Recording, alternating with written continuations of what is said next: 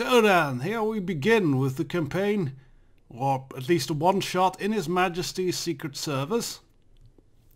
You, the party, which is the wonderful bardess called Bertha Chadwick, the dwarven cook called Gathbrak Ironcast, and Newin Lightfoot the gnome.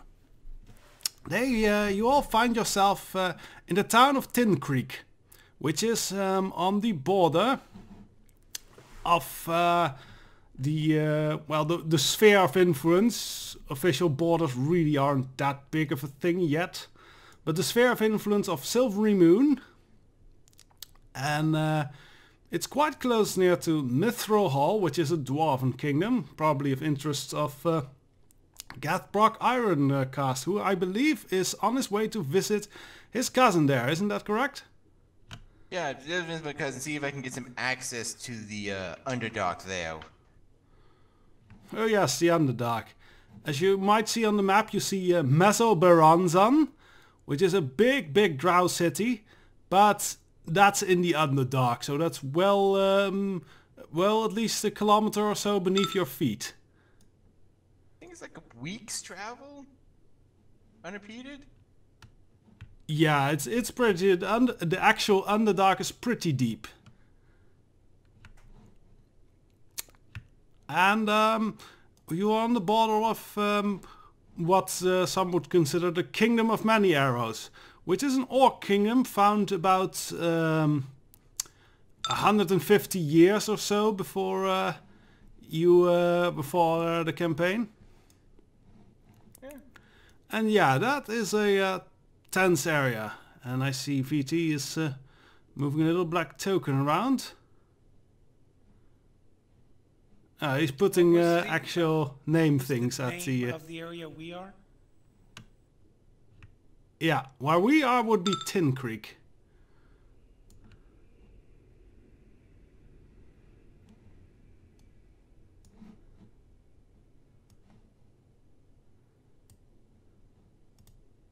And there we go.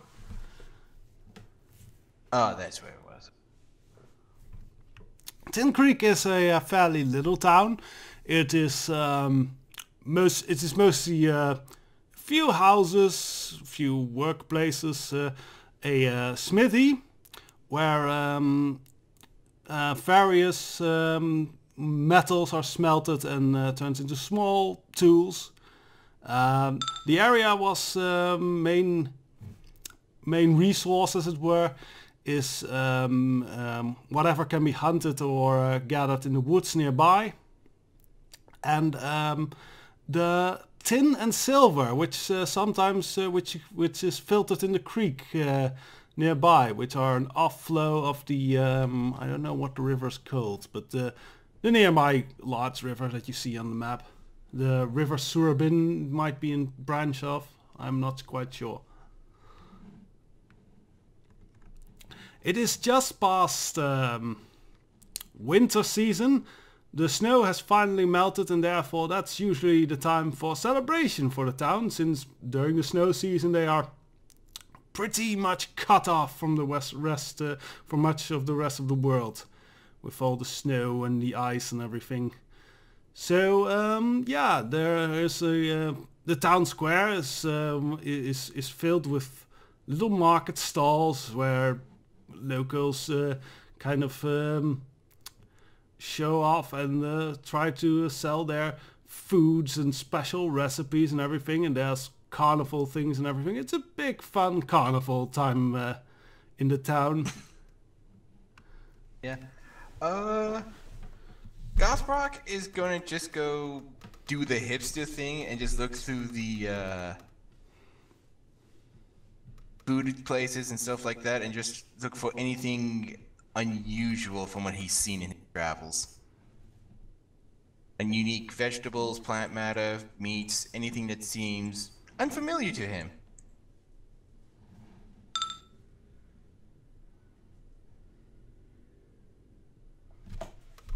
Hershey bar, yummy, Newin.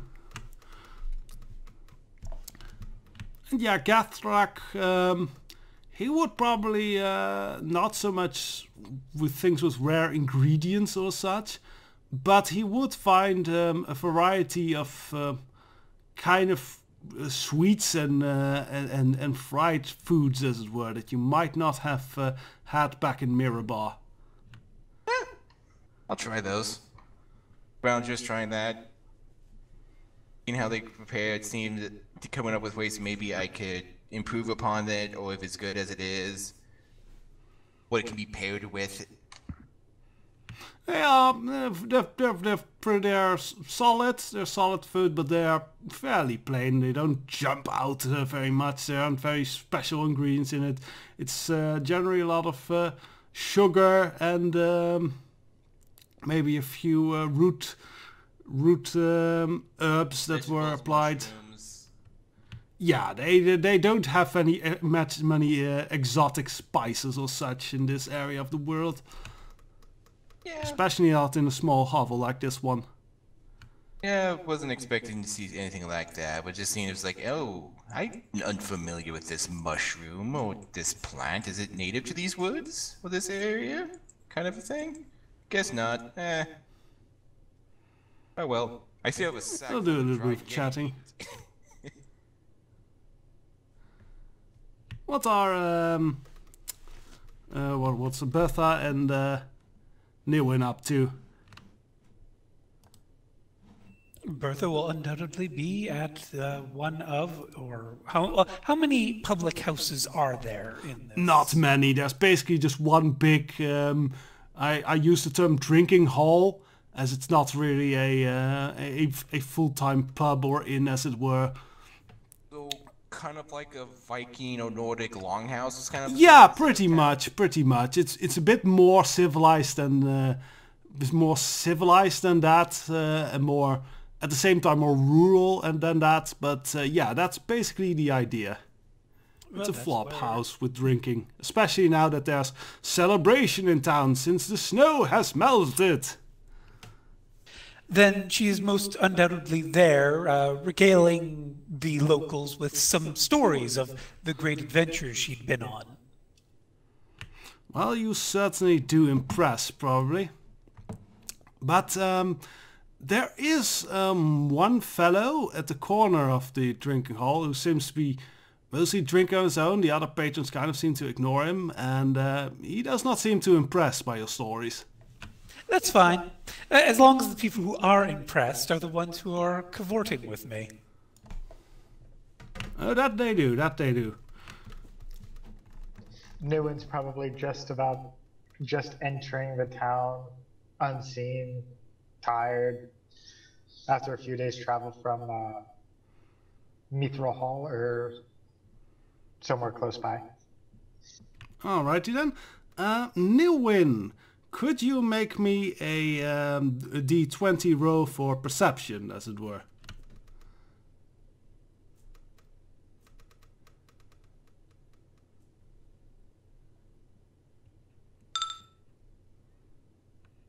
Alright, you're mostly focused on your own tiredness and finally having a town around after your journey that you don't notice much out of the ordinary besides the soggy roads.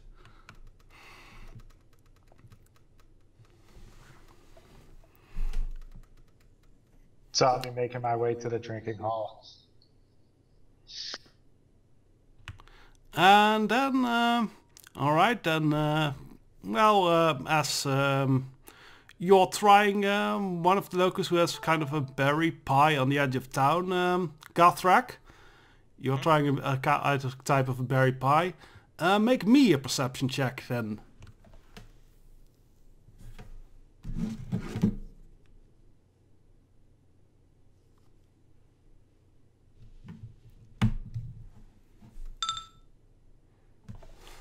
Oh yes!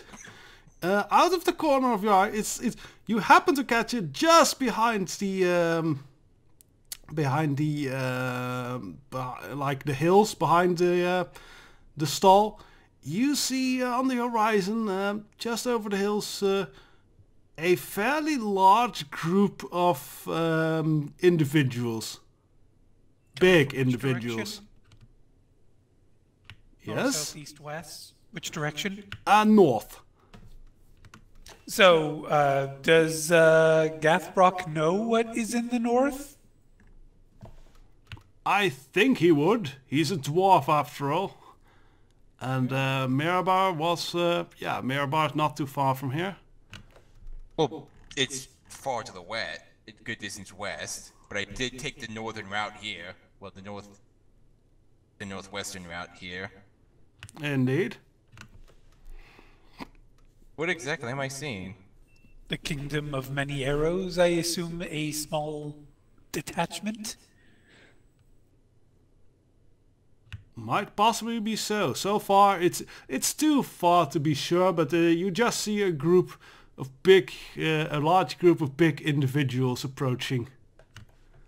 Like big, like human big, or Human big. They're not giants. Okay. Just trying to get a take on an average size or height. So okay. Do I notice them bearing any kind of heraldry or banners or any kind of markings like that? You would have to wait until they're either a little bit closer, or you would have to make me another perception check. I'm gonna be asking the pie seller that is your And the lady kind of what? And turns around. Nope, not noticing anything like that. It's like, yeah, so is your village expecting any large group of visitors from the north? As I'm just busy just putting pie in face. So we might guess a D20. That one. Well, as you pointed out, the villager kind of sees it, and she looks close and like, oh shit, and she gets pale and white, and those are orcs. Those are orcs. Oh. And she kind of goes to run and warn the other peoples at the stalls, who very quickly begin to pack up their stuff. And yes, the town kind of gets at attention, as it were. Pretty soon, even someone will enter the drinking house where Bertha is, and then also Bertha will notice that everyone is getting warned about orcs. A few people grabbing their weapons, Yeah, but most don't. Guess I would go gather with the people and making sure to. I guess I would take a quick time to close up that lady's shop since she ran off. Make sure that none of her stuff or the coins she had behind the counter were being stolen, and then I would go meet with the rest of the local militia. Would probably be gathering. Bertha will politely excuse herself from the revelry to make some appropriate endeavors for this coming issue.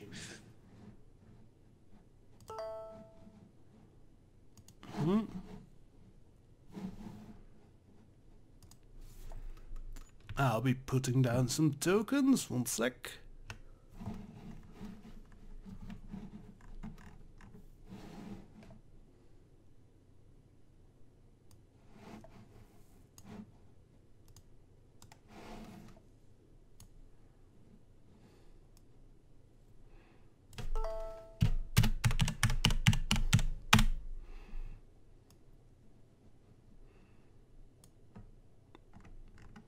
Oh yeah, here we go. Twister's coming. Twister's coming. Then we can, if you all don't mind, then we might take a very quick break to make a character for Twister, and then continue on where we left off with the orcs approaching the village of Tin Creek.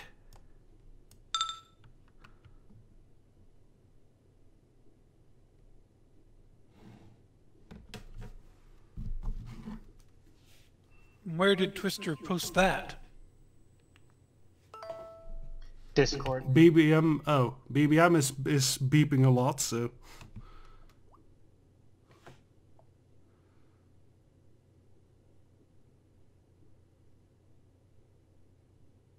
Well, he's not here yet, so maybe we should continue until we know when he's actually on his way. Fair point.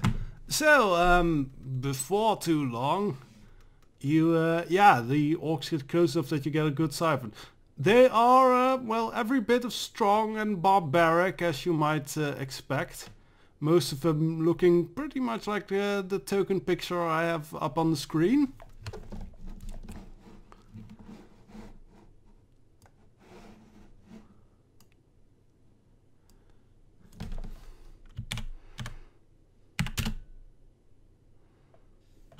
And now Twister says he'll be right back.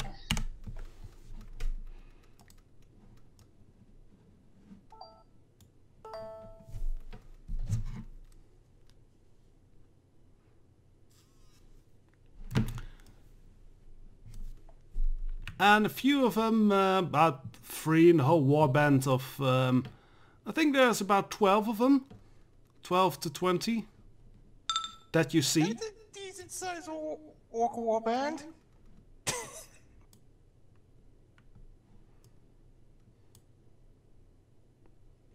Yeah, a few of them look, about 3 of them look more similar to the other token I put on screen.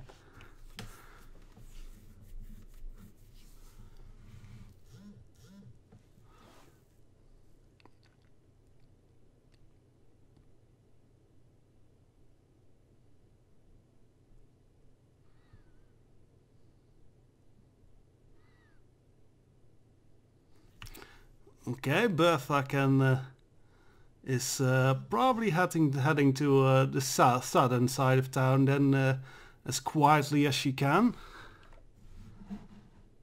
Whatever are you talking about?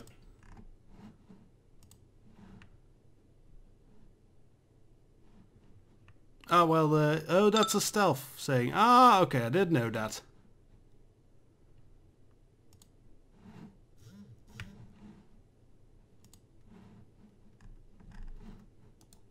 Well, we might have a really good opportunity with Twister shortly. He wants to revive the spirit of Ragnar the Paladin. I am not quite sure who Ragnar the Paladin is, but I'm sure it sounds like a legendary fellow. Asmir? Asimir, or Asimar. Yeah, are those part giant, or what are they? Part angel.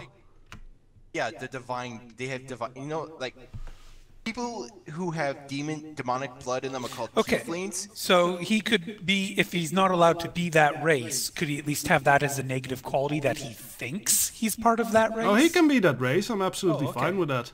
Okay. Yeah. Honestly, you can play a dragon for as much as I care, but if you go that far out there probably is going to be some repercussions for that. Yeah, the Forgotten Realms is one of the most open Plano settings in the game for D&D. Like literally, there was like zero trouble crossing the extra dimensional planes between heaven and hell, the abysses, and all the other planes of existence. Well, the whole D&D method, the whole D&D what you call it, planerology, pantheon. It all works very much like kind of a divine bureaucracy. Like, yeah, there is strife, but in the end, it's all just a big machine, and every piece and part kind of plays its role.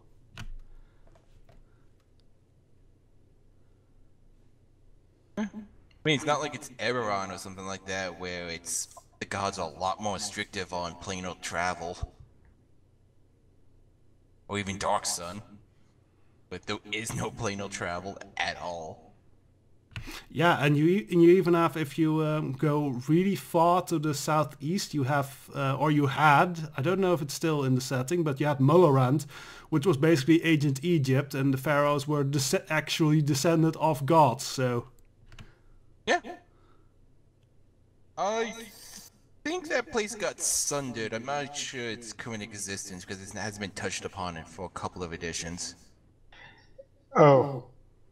That's a little different than the way Karen runs her Dark Sun games. Also, But we have word from Twister. He would like to play the paladin, whose good traits are trustworthy, great power of body, great personality. However, his negative quality is that he's overly trusting. Oh, he's one of those and paladins. that could work. One moment, I'll run up a quick sheet for him.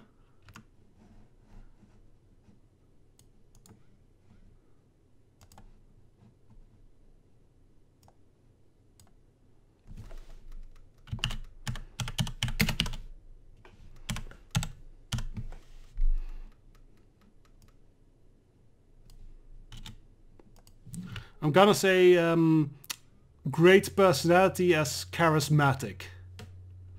Okay, well, he already had charming, or trustworthy, so he still needs one more positive, right? Great body. I'm gonna guess what, kind of like hardy. Yeah, I'm gonna do great body. I'm gonna interpret it that he's good at physical stuff, lifting, running, that sort of thing. Yeah, he's fit. So he's fit and he's charming, but he needs a third positive, right? Yeah, probably. A good fighter? Because that's not necessarily physicality, it's... Yeah, it's it's the same with all of you. You all have... I could even write in a specific style of combat, as you all your characters except Nilwyn that I see have a very specific style of combat that you're good at. Like, Gathrak is good with heavy chopping type of weapons, while... Literally, I have a meat cleaver that's oversized and uses a two-handed weapon. Those very much exist, so yes. I know, dwarf weapons are stupid and silly and I love them. And Bertha, on the other hand, is good with the quick, like flashy dagger combat, I imagine. What? Oh, there's Twister. Bertha would rather not get into a fight, if at all possible. After all, we can usually negotiate and find a diplomatic solution. Well, of course.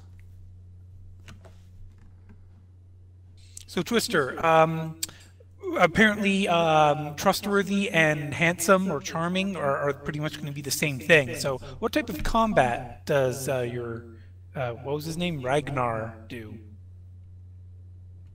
I could also put in inspiring. Like that is different from trustworthy, I think. Oh, so he gets the common folk all riled up a lot easier. Yeah, he can easily like overcome, help other people overcome their weaknesses, inspire them, all that type of thing. While trustworthy would be more like convincing them in some more personal way. Bow chicken. What say you, Twister?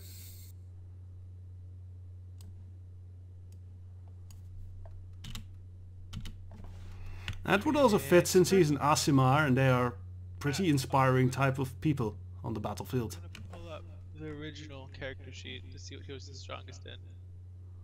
Okay. And do you have his token image handy as well, or do you need us to make a new one?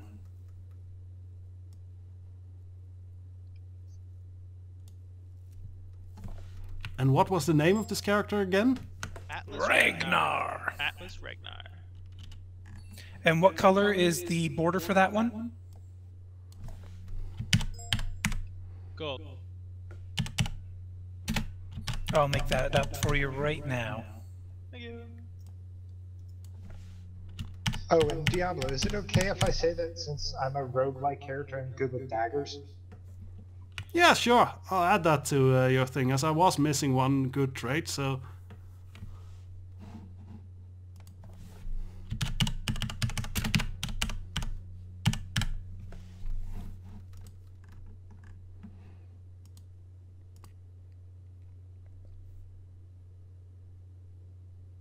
I'm trying to look for this really stupid dwarf weapon I really like, which was like two heavy maul-sized hammers at the end of a long pole that you use that as the weapon. And you swing that around like it was like a quarterstaff or something.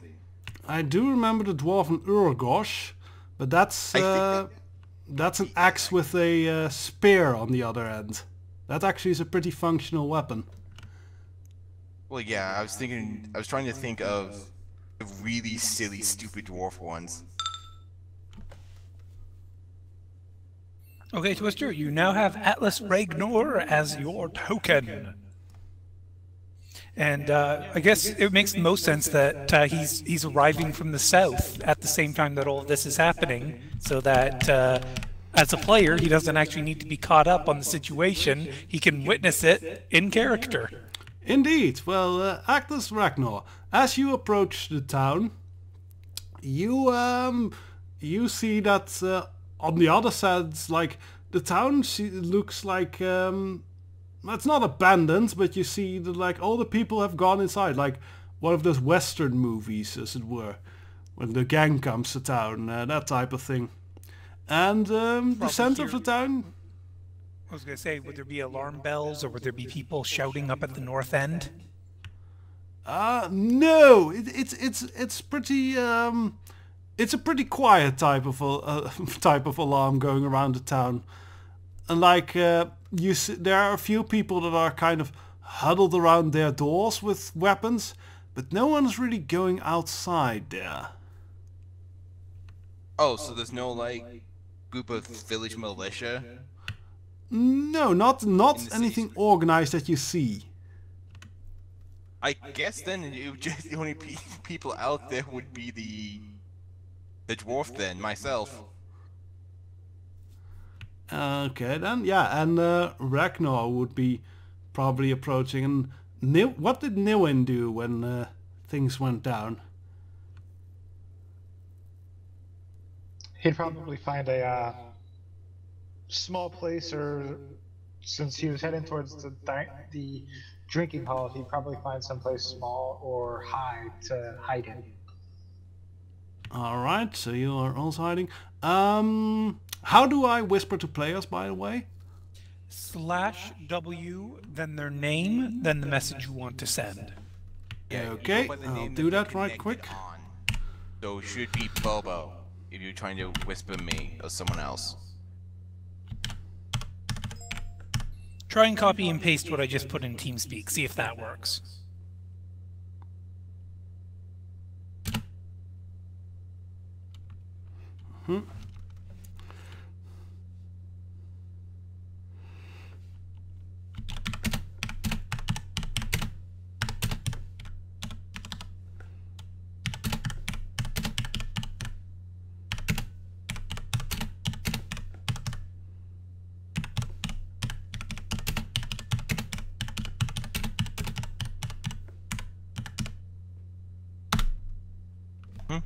Did it arrive to you, person who I sent this to?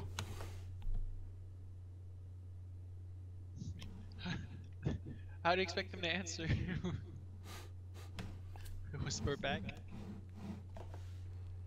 Yeah, probably. Yeah, and I gave instruction. Yeah, that goes perfectly.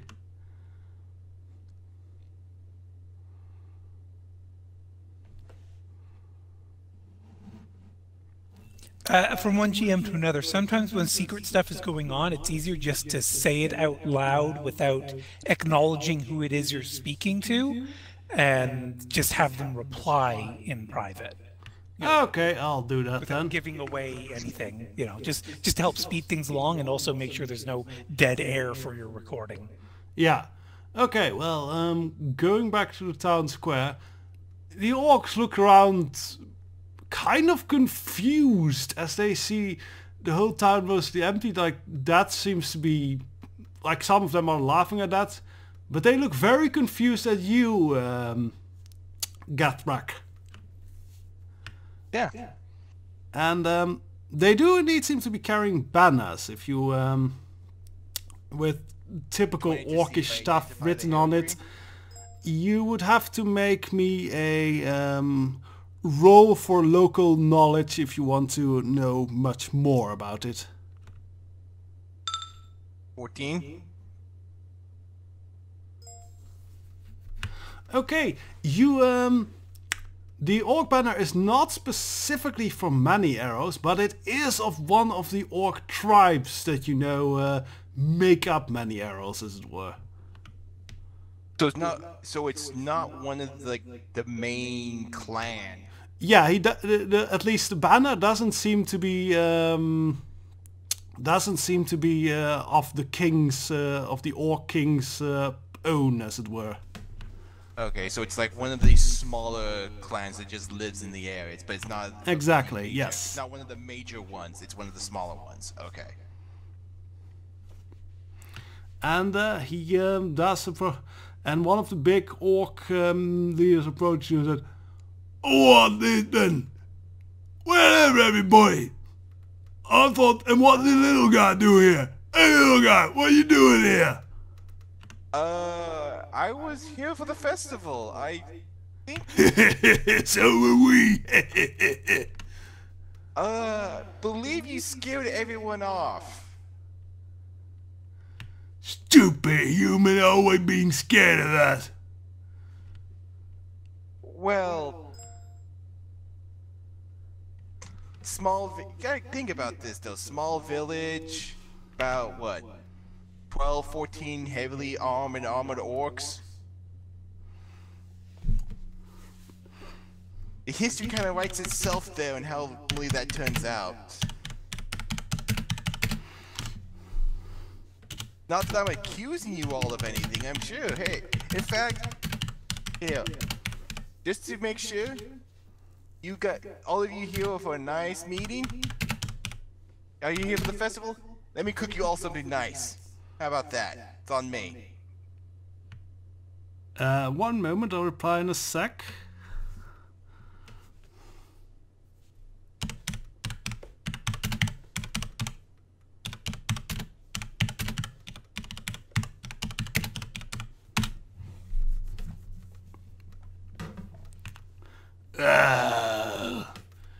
Yeah, we want the food will be good. And one of the orcs kind of walks up to you, Gathbrock, and is inspecting you very closely. I ain't looking too good, but you make good food. You might be making the cut, as it were. Right, the rest of you just get her off, get what you want, and we'll move to the next village. I don't think there's all that much to take here. Well, no, I mean, like, part of the festival is that you spend coin to help support the village in this time of celebration. You don't just take. Groom says we take, so we take, and the big lady says we take, so we really take. What big lady?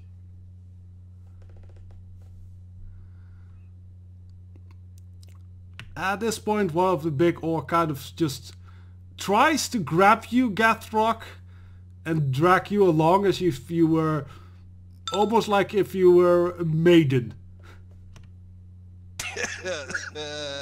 He's trying to carry me bridal style? Yeah. Or over his shoulder like you were a prize to be had. Surprisingly strong. Gathbrock is not a muscular dwarf, he's a But he is a dwarf, but these are very strong orcs. You can obviously resist being grabbed if you want. Yeah, I was like... But who knows, maybe you like being an orc cook boy. No.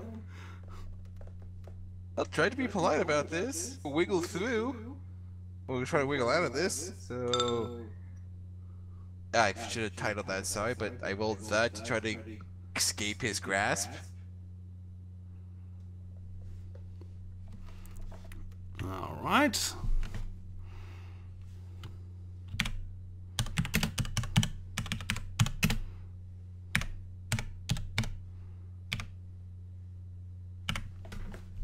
Yep.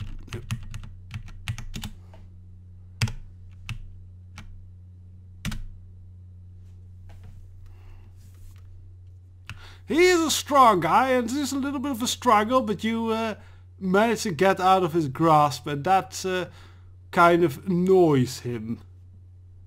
I was like, as I get out, I just draw my massive cleaver, just go like, now, look, trying to be peaceful here, trying to be polite.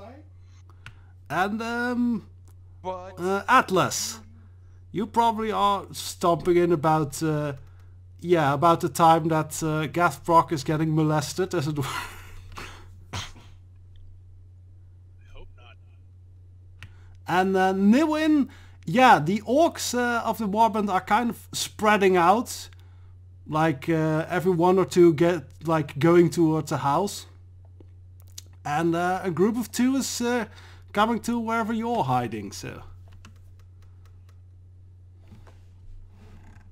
Coming to where I'm hiding? No, New and Lightfoot are gnomish fellow. So I see them coming my way.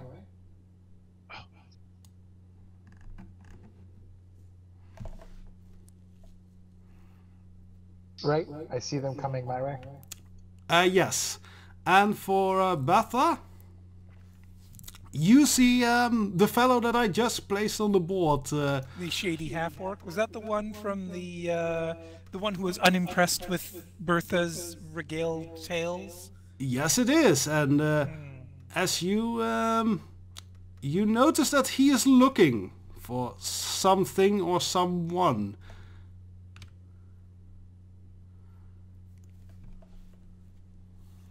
But I think you were saying Atlas Ragnar shows up basically as Gathbrock is drawing his cleaver against the orc who tried to pick him up. Yes, exactly. And Niwin is probably dealing with a bunch of orcs that are approaching her hiding spot.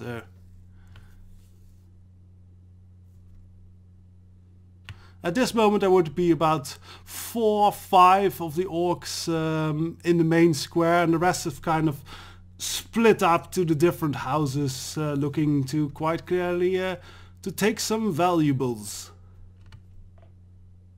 And what might be valuable for orcs, that's up to your interpretation.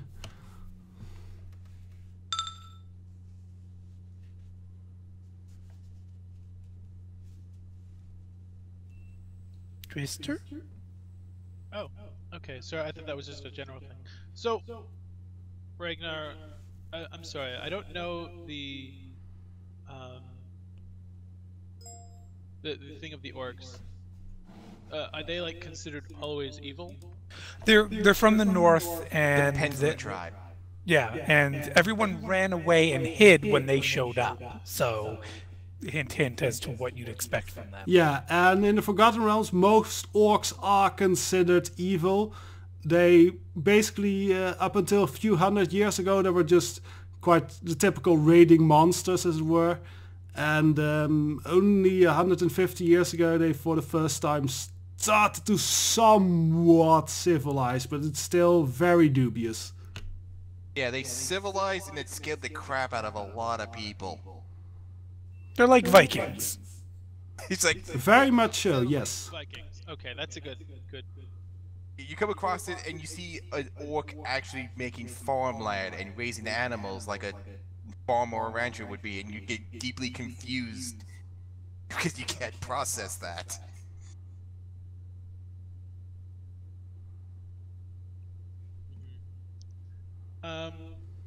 Do I know if anyone else is there other than the orcs? The dwarf that they were just trying to kidnap, and the dwarf pulled out his cleaver to say, "No, you don't." No, you don't. Yep. I'm trying to be polite about this, but How far away am I? Well, I think you're just kind of now entering the other side of the central square, as it were. so probably about 30, 40 feet.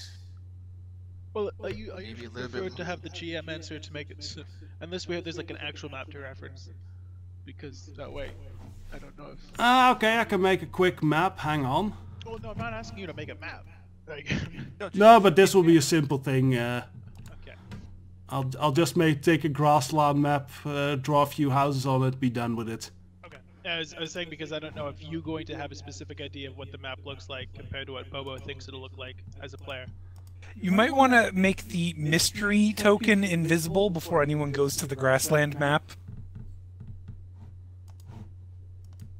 Oh, that's nothing. That's something I was using doing the testing a couple days ago. It just got saved there. I'll It's delete from my it. end. Oh, okay. It's deleted. Yeah. And I'm actually a bit confused. How do I move tokens to another map? Way ahead of you. I've already done it. Thank you kindly. Yeah. You click, drag, and then paste. What? No, from one map to the other. Yeah, it's copy paste, no dragging. I knew this. I haven't done this one. I mean, you click and drag to highlight everything. It's a very small house. There we go. Yeah.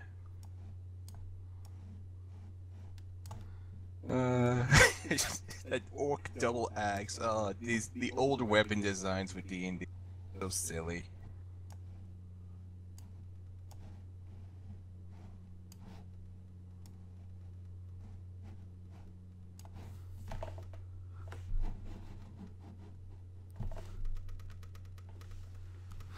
Yeah, it's simple, but it'll work. Yeah. So, what? I'm down here. Yeah, Niwen can pick one of the houses wherever he hid in.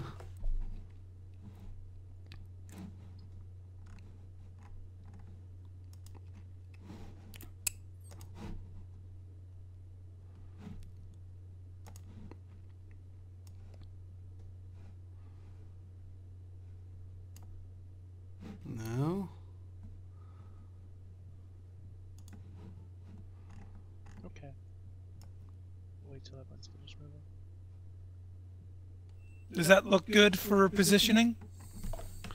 Yeah, Also, and the you blue. might want to consider using the straight edge tool rather than freehand tool. Yeah, but for this, it's okay. It's just to point out where the houses are and about. And the blue house, by the way, was the drinking hall, so... Newen was in the drinking hall, I think. He's just hiding in a small area or up in the rafters.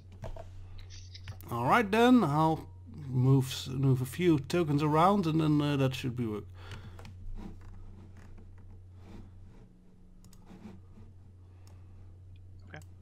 So, I'm guessing I also see Bertha.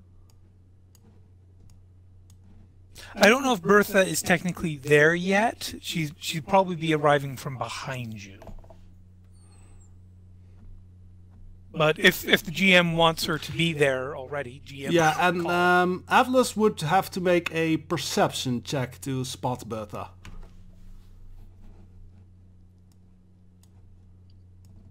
Should move him a bit here, here.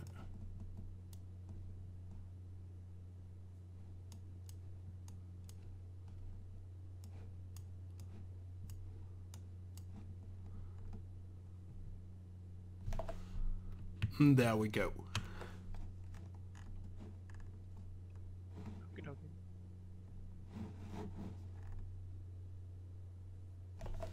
So yes, this is about the situation as you arrive at it. Probably a bunch of the orcs are banging on the doors. And getting close to just cleaving them open or kicking them open, by the looks of it.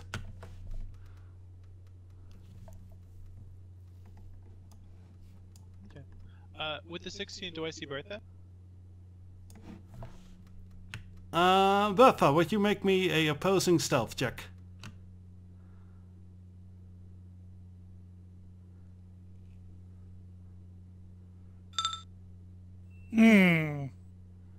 You'd probably catch a glimpse of her.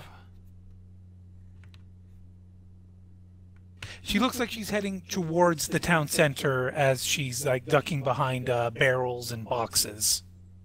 Does it look like she's running from someone or running to something? Not running yet, more just okay. Moving stealthily. Is there anybody inside the drinking hall with me? Yes, there are a few. There are two fellows with weapons, or at least with farming tools that could be used as weapons.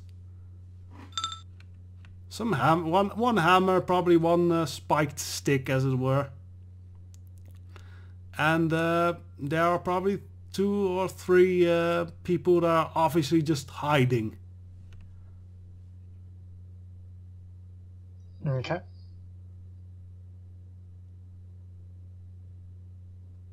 Okay. So oh wait, it's 2 more village. As Atlas slowly strokes in, his warhammer still strapped on his back, and he's just in his. Am I allowed to have plate armor? Sure thing. Okay, yeah. Then it is This is plate very- armor with a lot of like temple wear, like along his left calf, on a chain. Yeah, that's perfectly fine. I allow any type of inventory thing or thing that you need, so long it's not a very powerful magical artifact or something. Okay. So he sees Bertha, and if I don't know if Bertha would be paying attention, but he'd give like the subtlest like acknowledgement to her without actually like trying to raise any attention, and then continue to walk in until about there. where he's like, Yeah, at that point you would definitely catch the eye of a fair number of the orcs, as you are quite a figure strolling in. So he'd take off his warhammer from his back and plant it between his feet with his hands resting on the hilt. Oh, what have we had here then? A village priest? Hey, I bought a paladin. What's it say, Templar on game? Well, I was wondering if you could manage to leave this village alone. Oh, well, all the bloody, I got a head for bloody paladin here. I want everyone who has eyes on the orcs, which I think would be, well, Bertha. No, I don't think Bertha would be watching the orcs that closely. Well, yeah, no, if she's trying to get her way back to the village square, so if you are accepting of her getting up to the corner, she would be peeking around the corner to see what's going on. Okay, you'll probably have a harder time spotting it, but yeah, you may have a perception check. And Niwen, I think, would not at her location. Thankfully, the door hasn't been kicked in yet. Safely secure. His, unfortunately. Yes, at the moment, Bertha's the only female player character. Yeah, I'm guessing Atlas is busy doing a head count of how many heads he needs to smash. Potentially, he's trying to look at the only person who's speaking to him, instead of like looking confused around. All right. Bertha and Gathbrook both would notice that a fair number of the orcs are, for a short moment, are grabbing their heads, and then just seems to ignore most of the lootable house and everything, and seem to very much focus on Atlas, with a lot of hate in their eyes. Grabbing their head, they mean like they have a sudden headache and then they... Yeah, it's like they their have a attention? short bout of headache or something.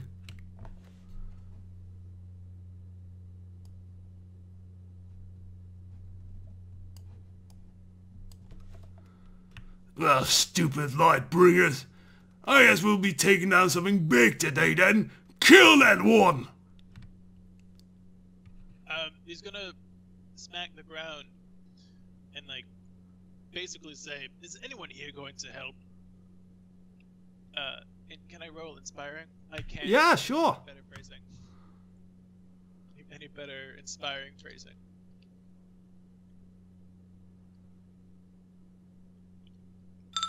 Oh. Oh dear. Well, you are still a very... yeah. Well, you are still a very inspiring sort of fellow. And, well, no doors open up. I figure Gathbrock, who already was kind of ready to fight, from what I understand.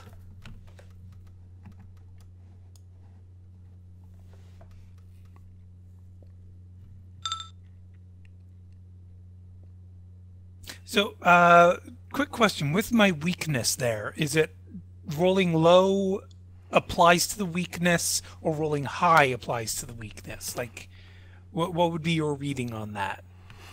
So given your... I wouldn't counter rolling on the weakness just yet, but in this case you did the resist inspiration, I'll let people know, and you rolled fairly low on that, so I was thinking you are at least a little bit inspired. Yes, no, absolutely. I'm talking about the other roll. Yeah, I think it kind of would even each other out. Like, you are inspired to kind of help this knight in shining iron armor that literally just strolled into town. So that second trait that I listed there is in effect, basically. Is what so it's... okay, I'm going to leave it up to you. That's all the motivation I needed. Sorry? I'm going to leave it up to you as to which side you would favor, since they kind of I know balance each exactly other. what she's going to do. I just wanted to make sure the GM ruling was approving of what she was about to do. Yeah, certainly. As for me, I just look at the 5 inspiration gas block is gonna just look, cause I go like, wow. Just buy that armor because you don't seem very imposing and inspiring here. Yeah. Though what you do notice is that all the orcs are focusing on him now. Mission accomplished as the tag. I just be like, They seem like they're still gonna just hear and be violent, right? Oh yes, especially right now there's murder in their eyes as they kind of are beginning to circle Atlas here. If these guys start to try to move around, Atlas is going to start to step to the side to intersect one. Well, blackness. Guess it's use an old dwarven term of striking when the iron is hot. It's gonna take my cleaver to the big orc's leg, aiming for the knee. All right, very good. Make me an attack on that. My question is, did Millen hear this? Yeah, she probably heard the orc screaming from outside. These are they're loud, and these walls are not very soundproof.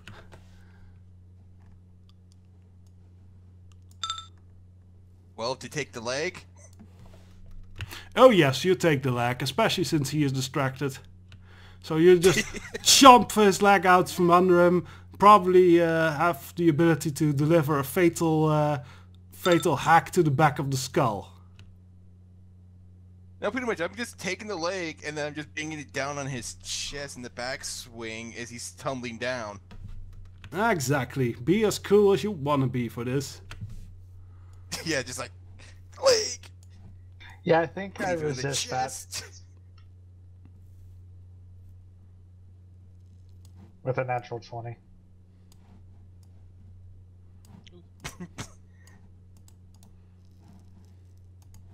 Well, everyone is just not being care to be inspired by you.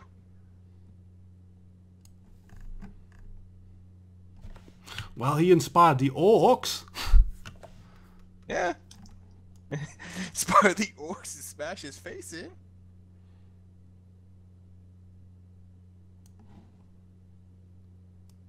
What's the bonus of being good at something? It basically, I don't have a set bonus for it. I basically lower the number you need to roll for success in my head, pretty much. Mm-hmm. Easiest way to do it quickly and abstractively. Fast and loose is the correct. Yeah, exactly. For this little start, I figured that, and if we ever continue, then I can transfer it to 5th edition or figure out some other system that's more advanced. Other system. I have no idea if 5th edition is good or not. It's not. Actually, I've been playing in one for a while and been practicing with it. It's actually not that bad. I only know 4th edition and I'll not subject that to other people. I would say 4th is only good if you're staying below 5th level. That's the only time 4th is good. I quite enjoyed 4th. Funny enough, Atlas Ragnar is from a 4th edition campaign. Same here. I like 4th edition, but I know others don't. I like 4th as well, but when you get to the higher levels, it takes forever to do anything. Especially when a combat happens. Yeah, that's why I just say avoid D&D rules in general and go for more abstract stuff. But nevertheless, I think we should get back to the story at hand. Yeah, at this point, the orcs are rushing Atlas. And I think I will make 1 or 2 attacks. And then Atlas can move on to attack back as he wants. Okay. I was originally standing here, and then when they start, I said when they start moving, Atlas is going to start moving towards Warband member 4. So he. It's your thing, so it's a counter charge. Do I roll that? I'll do the quick attacks and then you can roll that, yes. Okay.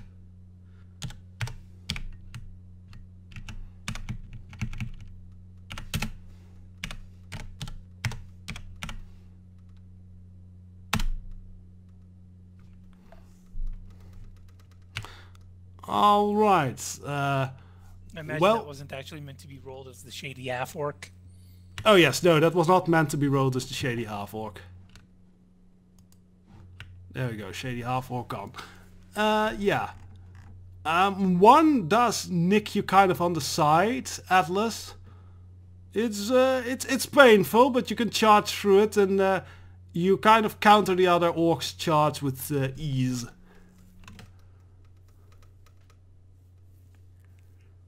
Do you want me to roll for that? Or? Yeah, sure. It's up to you, you guys to attack now, as you want. Ho ho ho! Yay. You basically, you swing your hammer and you send him flying right back. Like his body flies all over here and he's very dead. Yeah. So, do you want me to describe how it goes or no? Yeah, sure, if you want. I already gave a bit of an idea, but you can alter that as you wish. Players can be as badass as they want. So, after he puts his hammer back down and says, "Is anyone going to help?" He waits for the orcs to start moving, and then he takes one large step forwards and pulls his hammer with sliding it down, and then smashes the orc in the chest, just accepting that the other orc was attacking him as well, to put all of his strength into member 4 to surprise him. Mm-hmm. Yeah, and that you did.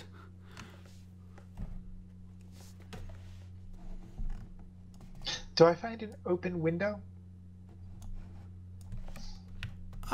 Yeah, sure. You'll probably, yeah, there should probably be some windows or otherwise loose planks you can pull loose and make yourself a window. I'm going to, as quietly as I can, get outside. Alright, you make me a stealth roll. Actually, no, don't make me a stealth roll. You just automatically succeed in this situation. Okay, because I'm going to sneak up behind one of the warband members. Mm-hmm. Are you going to jump on him from on top of the roof? Yeah, with both daggers down. Ooh, that's sweet. Make me a roll for that. A dagger combat roll that would be, so...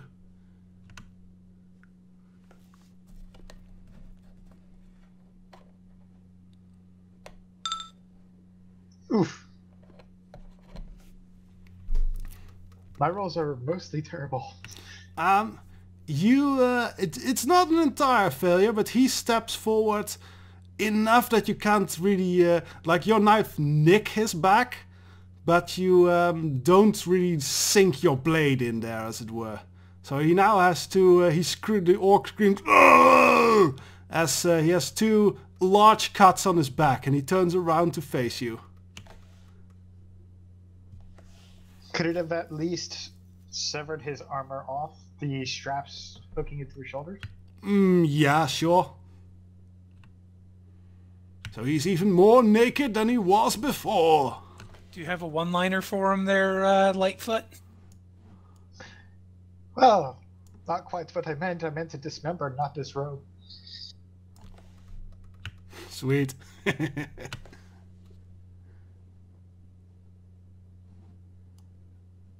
I guess this works too.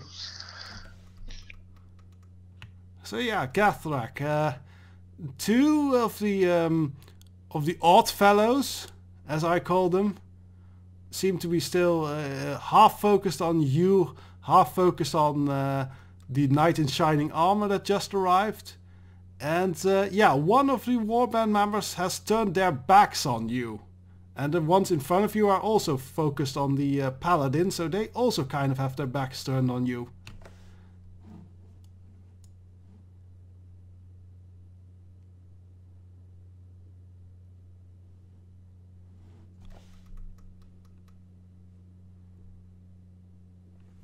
Bob, are you there? And if not, Beth may do something if she wishes. Well, would there be a barrel of the nature that I sent you a message of looking for? I have missed that message. I'll look it up. I rolled a 17 searching for a particular type of barrel. Yeah, you'll find a barrel with. I'll just send it to you.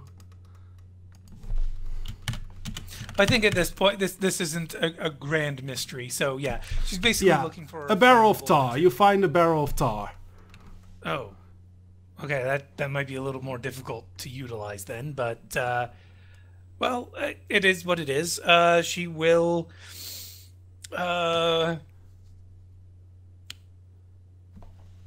Get, I suppose, would it be appropriate to say that she maybe has some...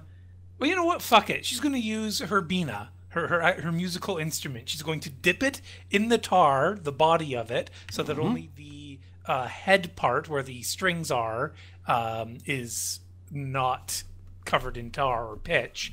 Pull it out, set it down carefully, and then try to ignite it with a flint and stone situation. That goes fairly well.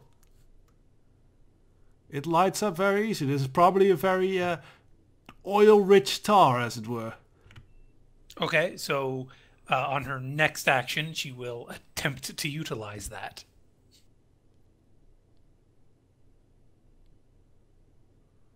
Okay, by throwing it on someone or lighting something, dipping something in and lighting it on fire and throwing it at someone? Throwing it was going to be the plan, yes. The whole barrel? What? The whole barrel, or? No, I just said her musical instrument. Oh, right. It's like a sitar. Yeah. Do you know what a sitar? Yeah, okay. So she basically just dipped that in pitch and lit it on fire as her action for this turn. I don't imagine... Well, I'm going to allow you to throw it anyway. So, well, until a Bobop is back, throw it I think he is back, because I saw him move his token. Oh, okay. Oh, Bobob, if you were talking, we can't hear you because your set is mute. Yeah. Sorry. I've been talking for like the past... So you engage one of the odd boys, as it were. Yeah, just pretty much just figure that the big armored guy can probably handle a couple of hits. Might as well clear the guys away from the door where all the civilians are. Okay, I am... you definitely hit him. You definitely cut him hard in the legs, and he's probably stumbling back a bit.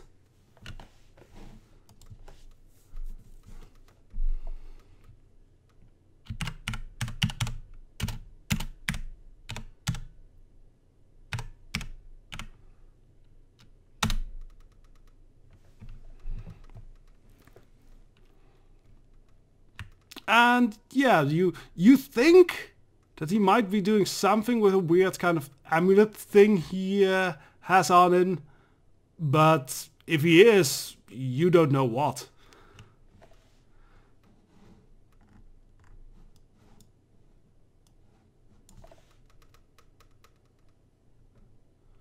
Okay.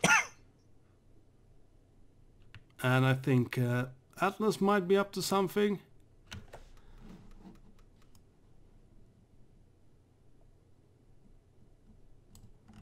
He's about to be all up in number 2's face when it's his turn.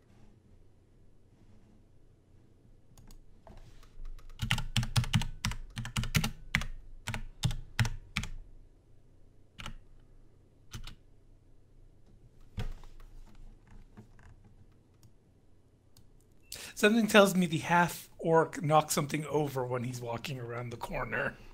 Yeah, probably. You clearly have, you have clear sight of him. And you might notice that he still seems to be looking for something. Well. So yeah, I might miss Atlas. You're kicking Warband number 2's ass? Let's see.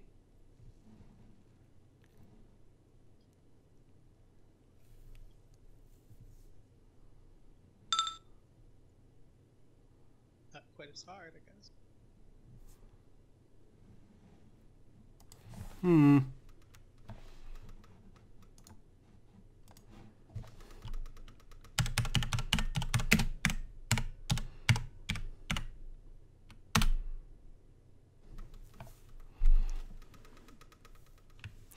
Yeah, it's not the best attack you ever did, but the orcs are not fighting defensively at all, so you still whack him in the chest and kind of knock the wind out of him. Though he's certainly still on his feet.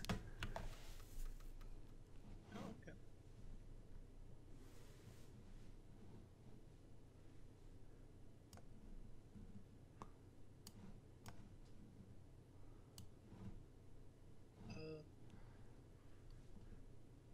So Ragnar's definitely gonna take a defensive pose after swinging. Yes, as you can see, the orcs are still very hateful towards you for some reason. And they are ganging up on you a bit. So you have to, go on some defensives. Make me a defensive roll if you were Atlas.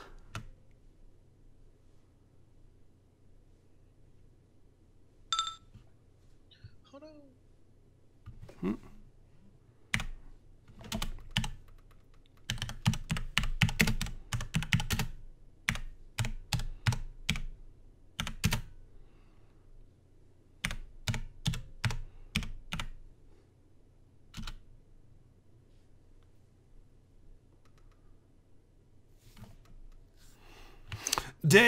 You're definitely having a hard time with it, defending against so many of these strong barbaric fighters that seem very offensive focused.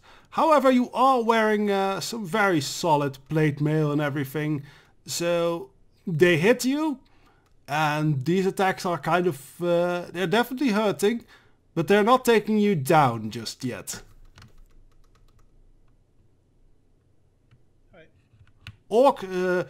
Steel stands strong against orcish axe, as it were.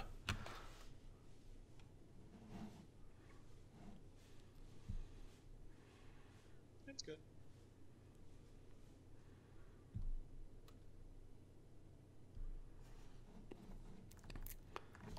And let me see, I think the one cut orc is going to chop at Nilwyn. And it's kind of going, "What the little underfoot thing? You got straight under my boot." And he is, in true to his word, he's trying to stomp you under his boot. I presume I should try and roll out of the way. I'll see. First, I'll do the attack, and since this is a one-on-one fight, I don't think a defense is specifically needed. Tumble! Tumble! No, jump on the leg and climb him.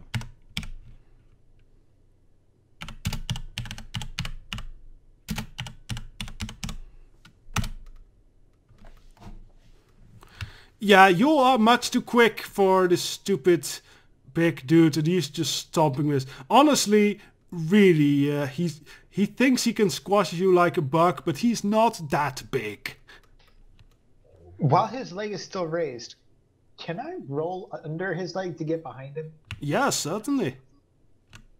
I would like to. And do you want to cut him as you go with that? Yeah, a couple of quick nicks. Right.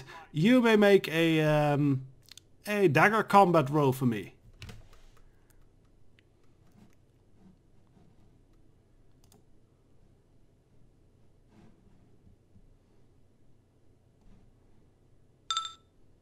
Nope.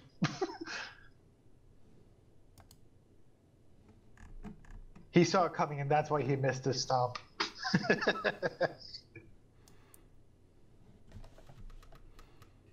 Yeah, you might cut his leg a little bit, but that doesn't seem to be to affect him. He's a big, meaty, stupid... Well, you don't know him well enough to say if he's stupid, but he might be stupid. I'm under the impression that he is since he tried to step on me.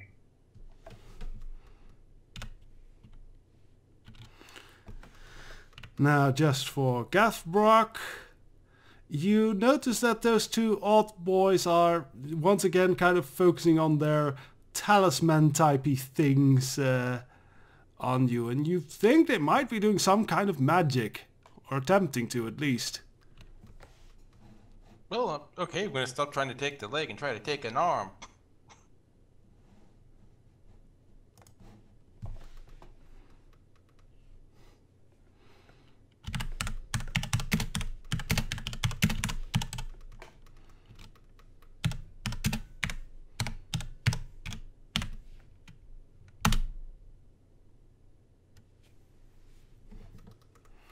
Yeah, okay, you kind of... you notice that the amulet seems to flare with a red, eerie light, kind of fiery.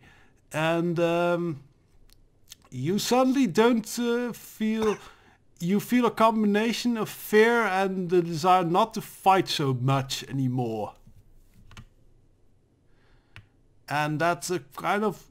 Like, you can work your way through these feelings if you want. But yeah, your combat is kind of hindered by it. That's fine. Typical dwarven battle rage is muted a bit, as it were. So okay, I think it's up to our party of players to do what they want. So, your turn. If I may, with Bertha. Yes. She understands the limitations of her own skill. So she's going to throw the flaming Bina as far as she can, but isn't trying to throw it at anyone in particular. She's just throwing it into open ground.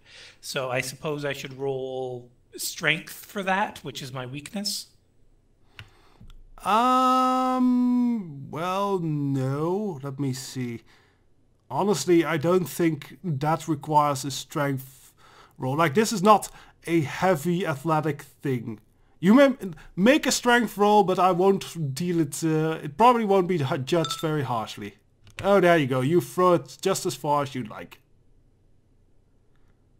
All right, and now the more important part, you might notice that it's been renamed, and she's going to shout into the courtyard, into the town square, saying, "Behold, the flaming Bina of Orcish pride and mightiness, the most powerful of all orc artifacts." So I believe her social interaction skill comes into play here? Yeah, with a little bit of the misdirection thing. Now we get to see how stupid these orcs are. And basically, as soon as she's shouted that, she's going to turn tail and start running behind the house. You definitely catch the attention of the orcs, and let me roll something.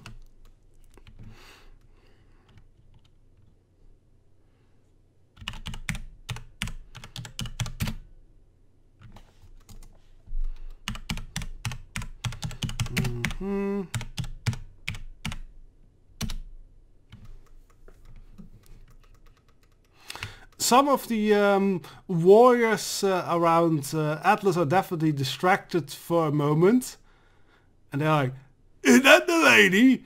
But one of the odd man, as it were, said, "No, that's obviously not the lady. She wouldn't be there. She wants us to fight. Now keep fighting." And they furthermore ignore the thing. Oh damn, that was an expensive musical instrument. Shit. You could also have used a stick.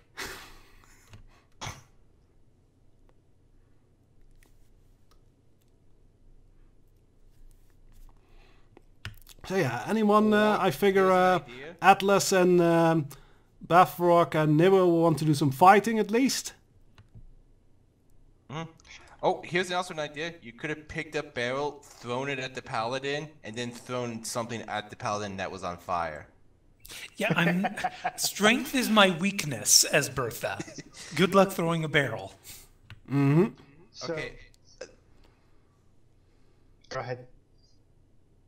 The odd boy in front of me, I'm gonna try to take his hand. One that's holding the amulet.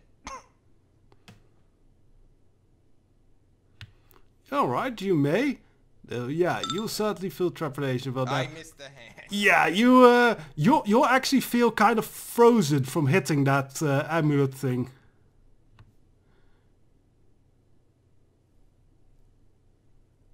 I blame Zoidberg. Well, maybe Zoidberg is the great evil villain behind this. So yeah, that didn't go too well for Gaffbrook.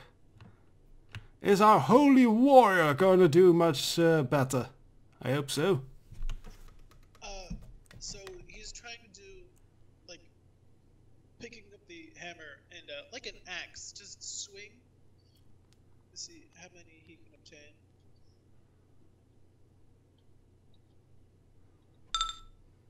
Oh no!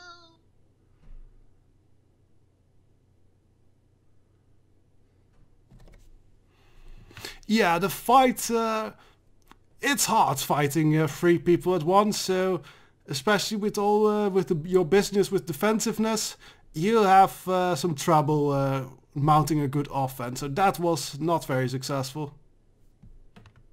Okay. If I can, since you said I'm now behind him since I rolled under him. Mm-hmm. Let's switch positions one moment. Yeah, perfect. Go on.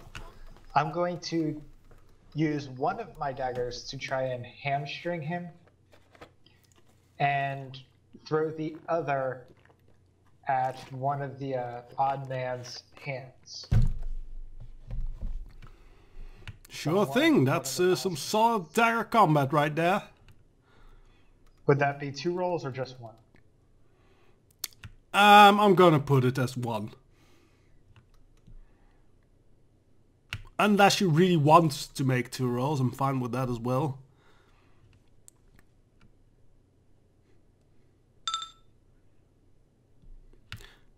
I think you want to keep that. I do indeed. Your epic maneuver succeeds and might very well be lethal for this orc. Describe as you will.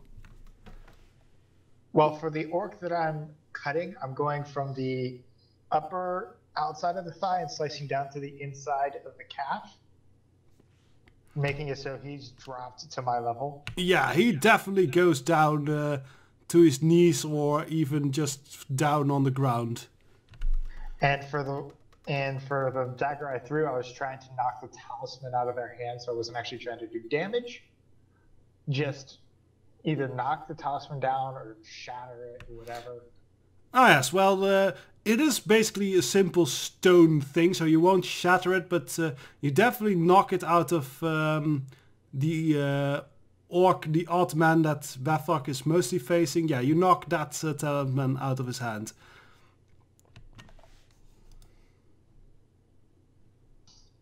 And to finish it, I'm putting my foot on the back of the orc that tried to step on me. Yeah, that probably kills him. You are a very vicious gnome. Probably people had not expected that.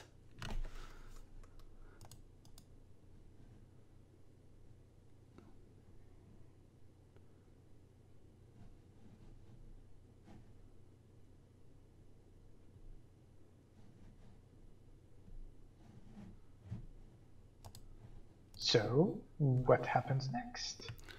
Alright, I think the orc whose amulet you've knocked out of his hands, he is mostly surprised, like, what? Hey, but it's in my hand, and what happened to it? So he probably isn't gonna do that much.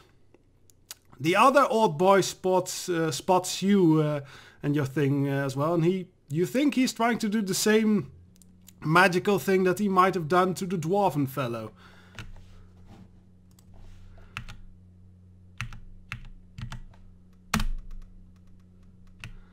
But, well, his orcish magic does not seem to take to you too well.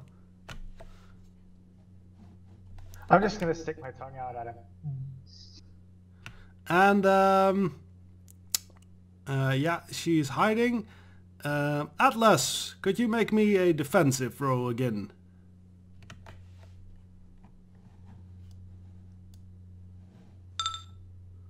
I've rolled 4 times in a row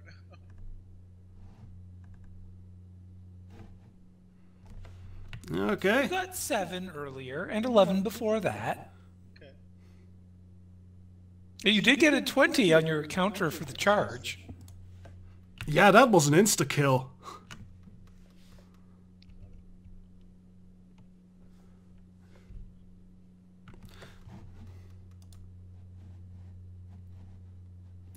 Let's see, personate and roll an attack.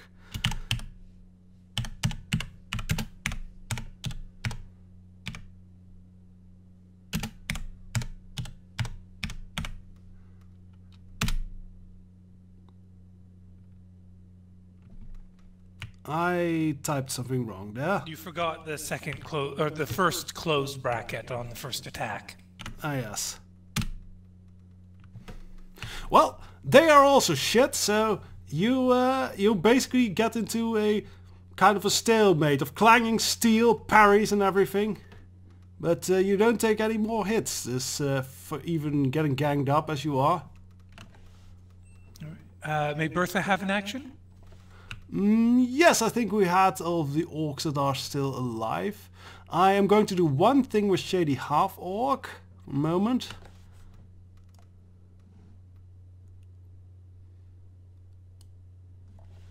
And people who are paying attention to Shady Half-Orc may make a perception check to see what he's doing. Yeah, no, that's turned. I've got my back turned as well. I'm not even aware of his existence, so I'm not paying attention to him. Okay, shall I relate in secret to Bertha what he's doing, or shall I just tell? I think you just tell. I thought he was looking for her. Yeah, and no, and everyone. He is gathering some. He seems to have gone to the horse area, and gone to a saddleback and is gathering some scrolls of some kind out of those saddlebacks. And yeah, now the team may act as they will. Atlas, did you take an action yet? I hope I didn't. Yeah, he did swing bada, I think.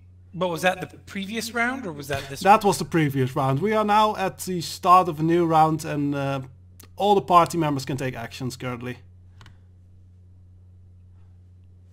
The perception check was a free action, as it were, Bertha. Okay. So, if you don't mind, Atlas, Bertha is going to attempt to aid you first, if you're okay with me taking the action before you. Okay, you're very, very, very quiet again. But Sorry. Bertha's going to run around to the other side of the building and change her voice slightly and basically shout, "Truly, it is the Bina of orcish might. Only a truly powerful orc could even dare to pick it up and prove to all other orcs he is strong." That's more like it. Okay, I'll keep that in mind as to what the orcs are doing. Or shall I give you an immediate what? I'll just say what happens.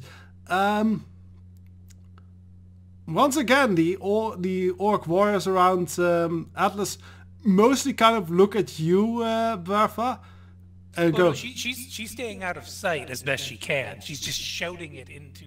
yeah, the okay, area. but they'll probably hear the voice coming from behind them, so they'll probably turn around, look at the fire thing, and maybe, what is Lady really here? And the orc, they are kind of distracted now, so not attacking the paladin as viciously.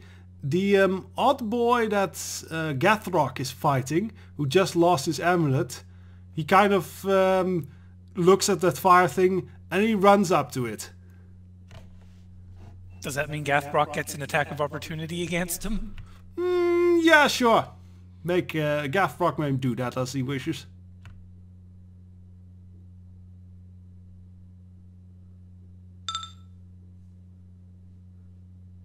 Alright, as he runs by you, once again use your mighty dwarven handling and cut his legs out from under him. And he's probably dead.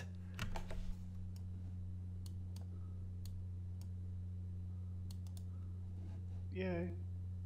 Well, if not dead, he's definitely shorter now. He's definitely not combat capable anymore.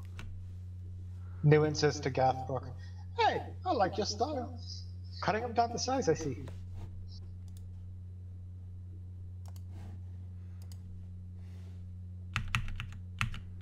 No one-liner in return, Bobob?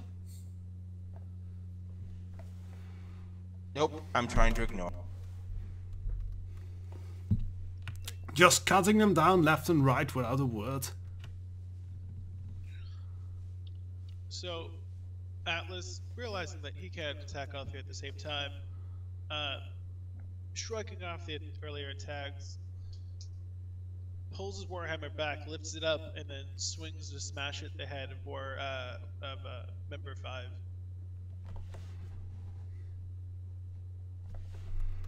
Right, huh?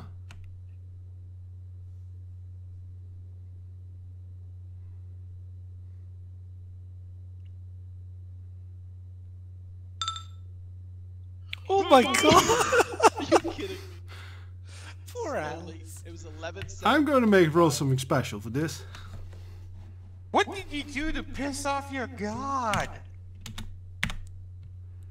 He's playing a paladin again. Twister needs to play evil characters. It's the only way he's gonna get good rolls. I can't do that. Let me train you. Become my Sith apprentice. Okay, you smite as best you can, kind of keeping your eyes closed as you swing, and as you open your eyes, you noticed orc number 5 is perfectly fine, and orc number 2 is dead beside you. Wait, orc number 2 is dead? Yes. You don't quite know how, because you had your eyes closed and focused on the wrath of the gods as you swung. And it definitely was not your intention, but he is dead. Okay.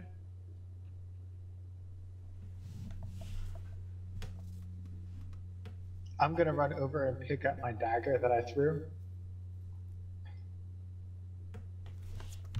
Then I'm gonna run as far as I can at the remaining 2 orc warband members.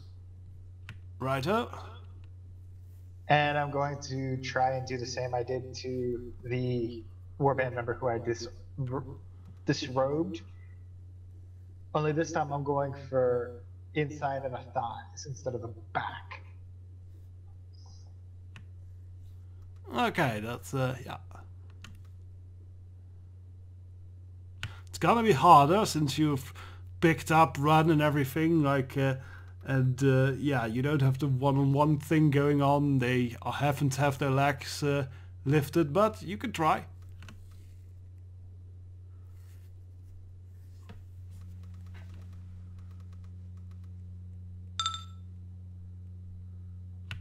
No, they sidestep you.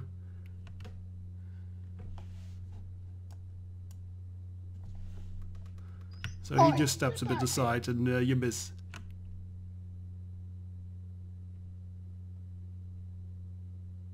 Gathrak goes for the one who cursed him. Yeah, and I'm going to for the amulet, try to take the hand, or at least knock it out of his hand. Mm-hmm.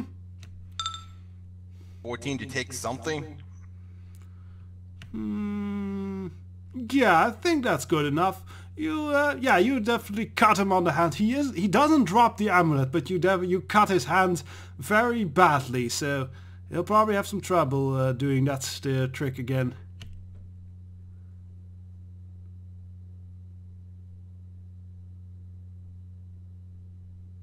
And watch, he just tosses the amulet to the other hand instead.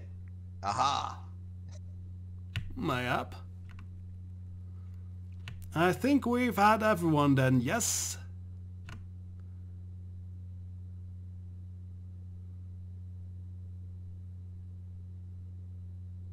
I believe so.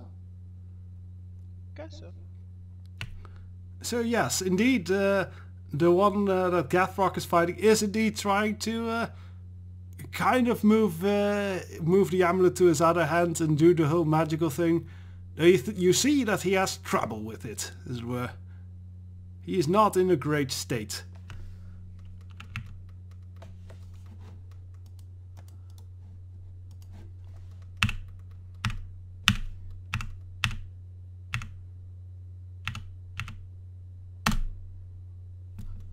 He is definitely not in a great state. He's fumbling with his amulet. Like, I don't know, but fuck her. Groomspeak basic.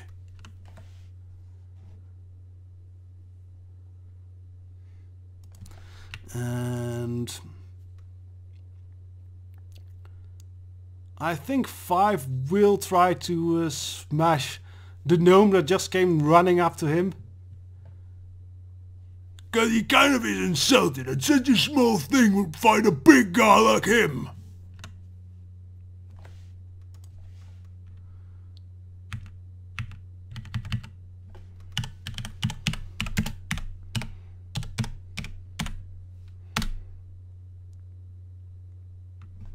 Should I do a defense roll? Yeah, do that. Since this is kind of a half-on-half situation. And I was impersonating the wrong orc, but I don't think that matters too much.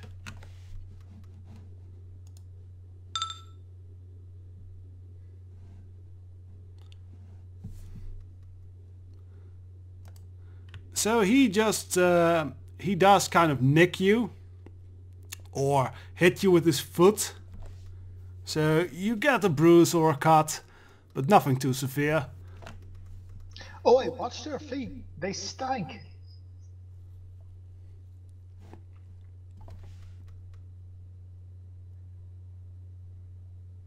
And the one last orc tries to desperately attack the paladin dude. He almost seems inspired beyond what is normal, like he has an inspiration as well. He might scream for the lady at some points.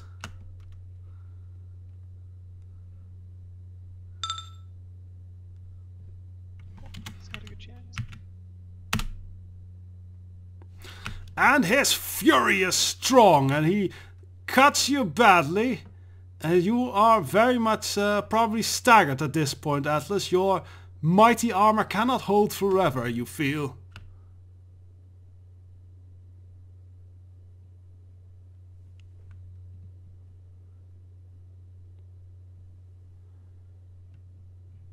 And yeah, that was the orcs. You all are free to do as you wish now. I'm gonna try to take something again.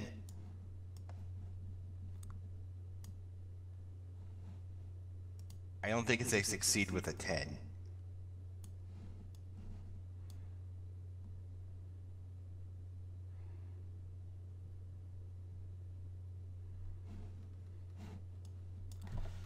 Well, you do have chopping skill, and I'm gonna roll a fate on this.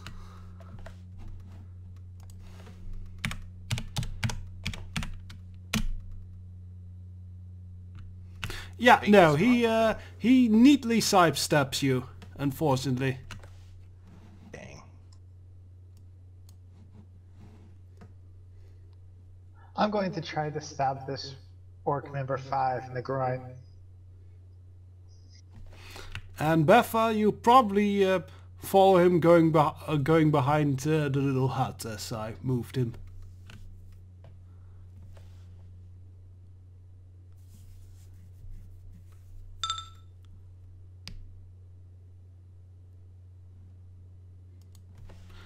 You definitely don't have the courage yet to move through this battlefield. It's way too hot still. Indeed, indeed.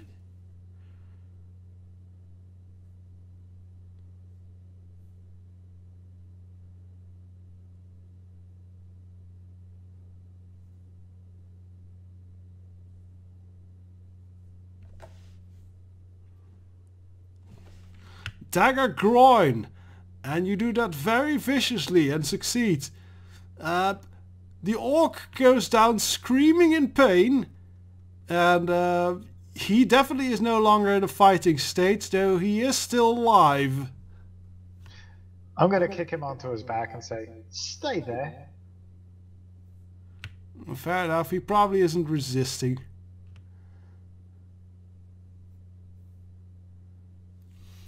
And say to the paladin, oi, looks like the rest is up to you.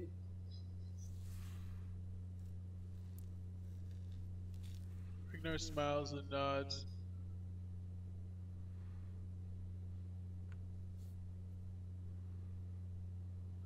And then I guess he goes to attack. Yeah, attack! Finish them off! He goes with a quick jab with the base of the hammer, and then swings the head around after he's finished off. Sounds good. What the fuck? So, just so you know, El Diablo, this is what happens to Twister usually when we're not playing Shadowrun.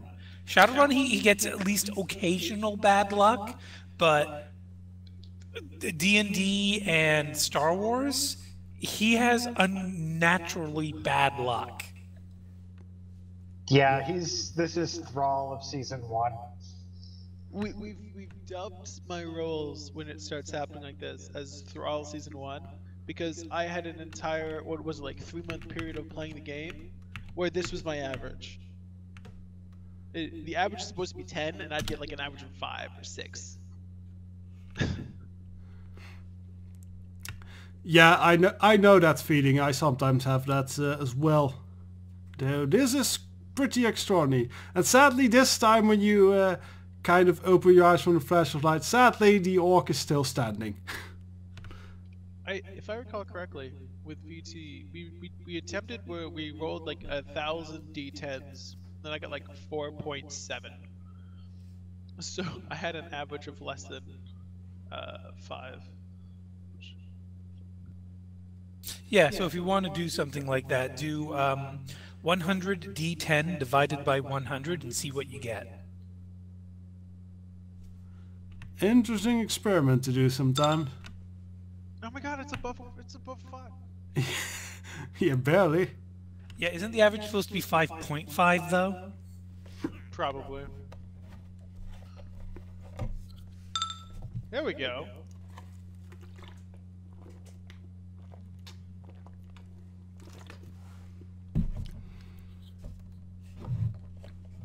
So, Bertha just ran around behind another building. Yeah, She's taking the yeah, counter okay. I think Gaffbrock hasn't acted this turn yet. He did right at the beginning, but sadly the orc odd fellow rolled pretty high on his defense and he just sidestepped him. So just 2 guys left. I am going to roll something for the morale.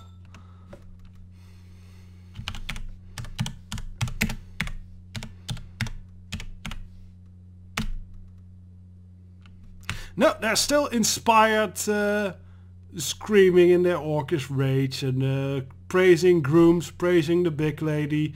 all that type of thing.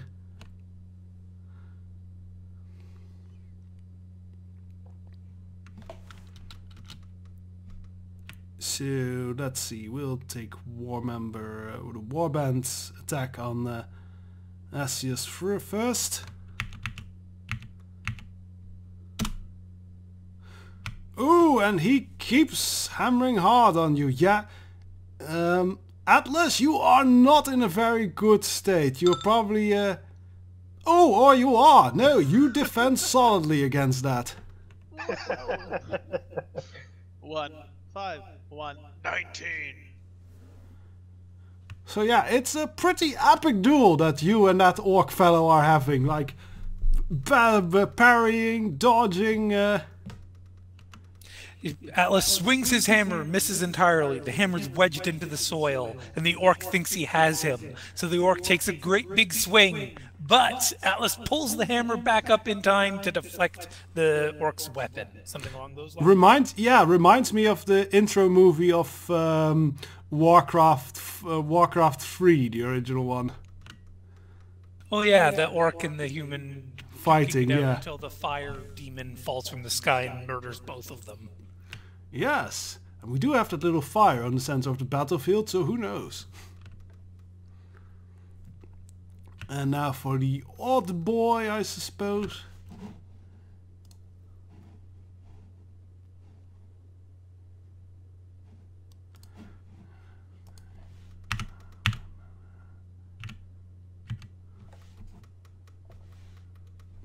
And the orc fellow, he is not using magic. Right now he just has a small hand axe that he's chopping away at towards Gatharok. And doing quite a good job of it. You will need to defend against this, or you're getting some nasty cuts on you.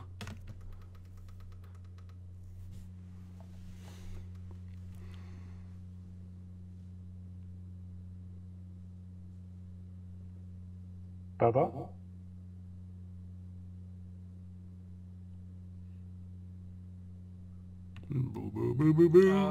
Bob.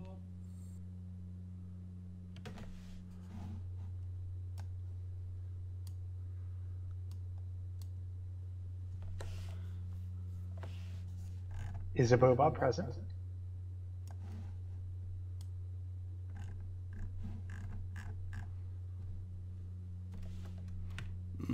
Doesn't seem to be the case. And he is muted in case he doesn't know. Hey, the Bubba, my old friend. Gotta take your turn again. Alright, well I guess while we wait for that to happen... You can take your turns, as that was the last of the orc turns. Okay. So I think another courage roll is called for on Bertha. Yeah, because close to you, you might see a dwarf get cut up pretty badly. Yeah, she's still holding back.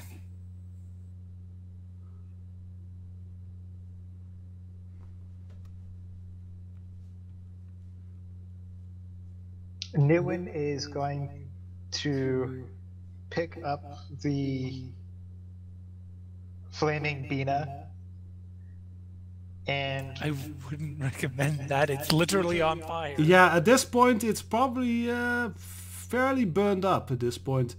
Like when it was just thrown maybe, but now, yeah, the fire has spread. It's a ball of tar that's burning. There's no handle or anything left. Okay. The whole point was she was trying to convince the orcs to go burn their hands. And one almost did. And in that case, I'm going to... Although maybe Niwa needs to roll to not fall prey to Bertha's deception. How smart is Niwin about lies?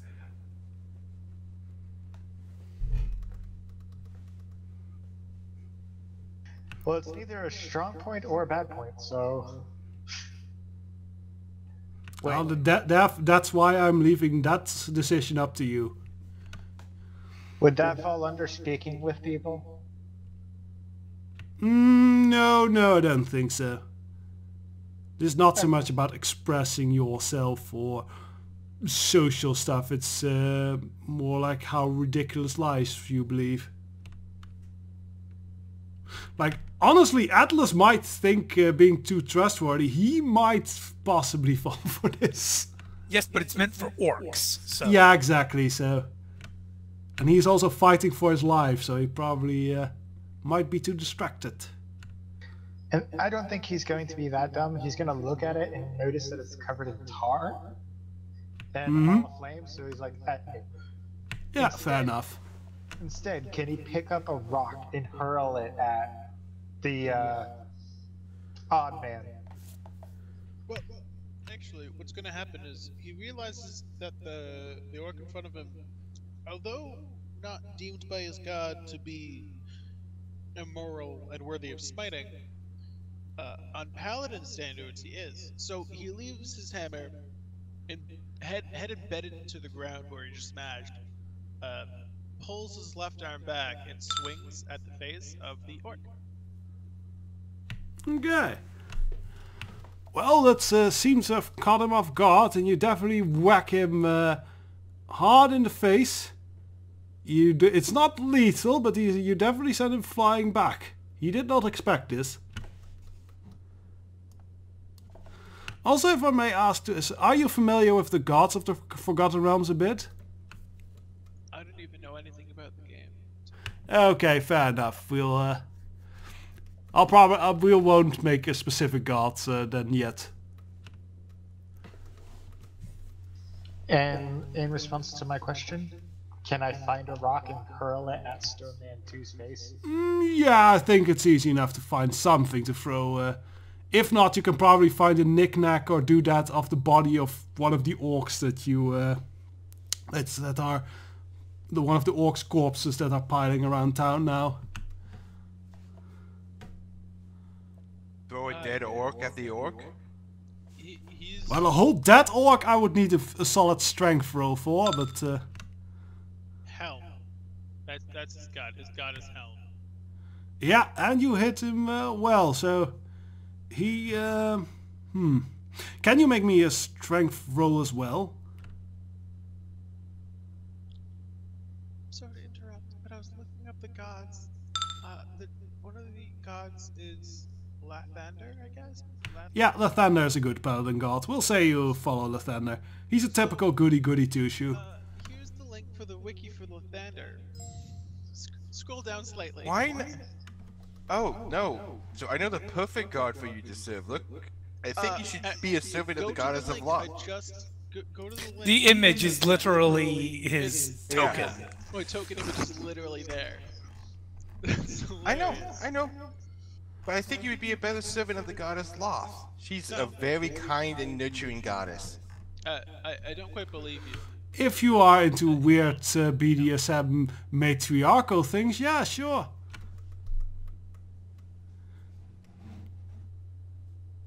She's got spider legs. I don't blame you. She's also a lesser deity, so... I gotta say, from that, you should be a paladin of Lathander. Lathander is a good, simple paladin god to follow. He doesn't have anything very specific. It's mostly just be good and everything. And yeah, I think you knock him out with that helmet you threw. Like first the harsh punch to the face of the paladin, and then getting knocked in the side of the head with the helmet that knocks the orc out. Not that. I was aiming for the odd man, the one over by Gathbrock. Oh, the odd man. Okay. Similar results, I think. So he's stunned, you said? Yeah, he's knocked to the ground and unconscious or stunned at least for a couple of rounds. And it looks like a Bobob's finally back, and he rolled a 2. So yeah, he was fighting and he got cut up pretty badly. So his assault was not much gonna do much, and then the helmet hit. Yeah, I was gonna say, it's like he takes a big swing, and then there's a clonk, and he swings, and oh, I missed because the orc fell down. Yep. So we basically just have one left to fight. And that one orc is apparently very, very inspired to keep fighting alone while all his buddies are maimed and dead and everything. I'm gonna say to him, "Oi, mate, you seem to be alone. Why don't you just lay down your weapon?" That would be a social interaction roll. Yeah, I'm guessing penalties because of the. Yeah, that would be a hard one if you want to kind of intimidate him like that, or diplomatize, or whatever. My ancestors curse you, Hunter, for that poor accent. No, he doesn't even look at you. You're small. He's fighting a big paladin man that he hates.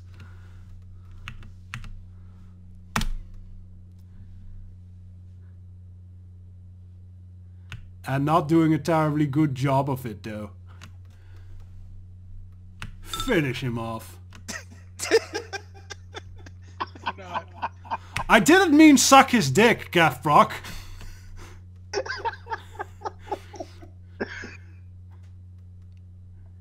If the image is closed, I think the only thing I do is I take a piece of the horn on his armor, on that pauldron piece, if the token is accurate. Yeah. And you think you got him, but you didn't get him. It's probably all the blood in your eyes, as you did get cut pretty badly earlier.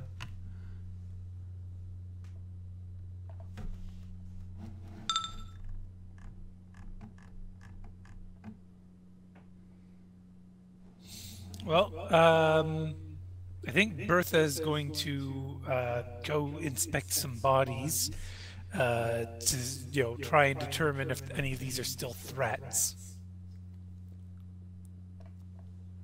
That disabled one might come to in a little bit. The one you're standing next to.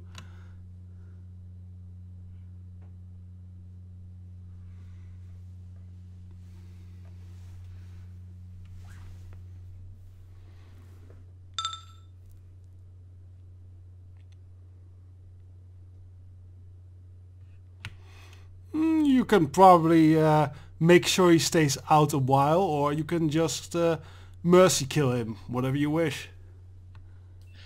Rather, I think it would be her intent to determine some sort of way to make sure that when he does come to, eventually, that he isn't an immediate threat.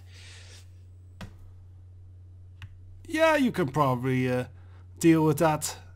And yeah, probably no certain chokeholds which force him to go out for quite a while and everything. So yeah, you probably... Remember, physicality isn't really her thing. It would probably be more along the lines of tying his wrists and legs together, or something of that nature. Yeah, but with that higher roll, you could probably just stuff a few herbs in his mouth that will cause him to go out, go sleepy by for a while. Could we say there's a medical herb? Yeah, sure. Okay, so just grab a pile of herbs, shove it in his face, and rub him around. Yeah, it might be something that has been in your bag or something like. Well, the herbs that would be in her bag would be less medicinal and more quote-unquote medicinal.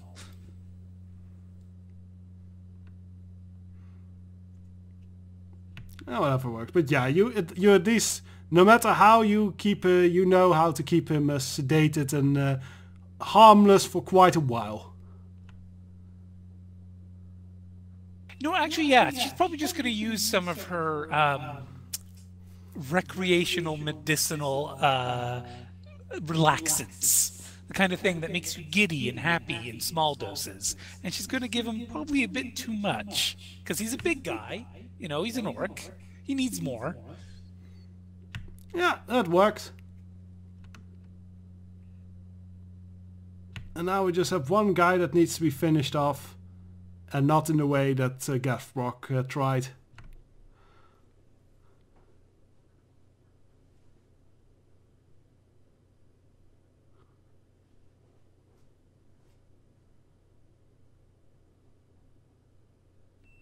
Would that mean that we need a twister?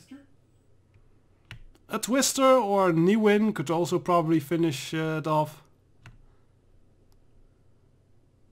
Ewan actually said to Atlas earlier, to the paladin earlier, "This is all yours, mate." All right, yeah, then it's all up to then it's up to Twister. What are my options? Well, whatever you want. You are in an epic duel with the last orc man, and he's not getting calmed down. Okay. Does he have a weapon? Yeah, he still has his axe. Alright. So when he like moves to swing, I'd like to step in and grab the wrist that is holding the axe. Is that like an attack roll? Yeah, I'd say it's a grapple roll. And you probably have a bit of a bonus on that since you're physically capable. You're very physically capable, so you probably have a bonus on that. Required. Yeah, you succeed. Okay. So you grab his weapon arm and you make him hit himself with it.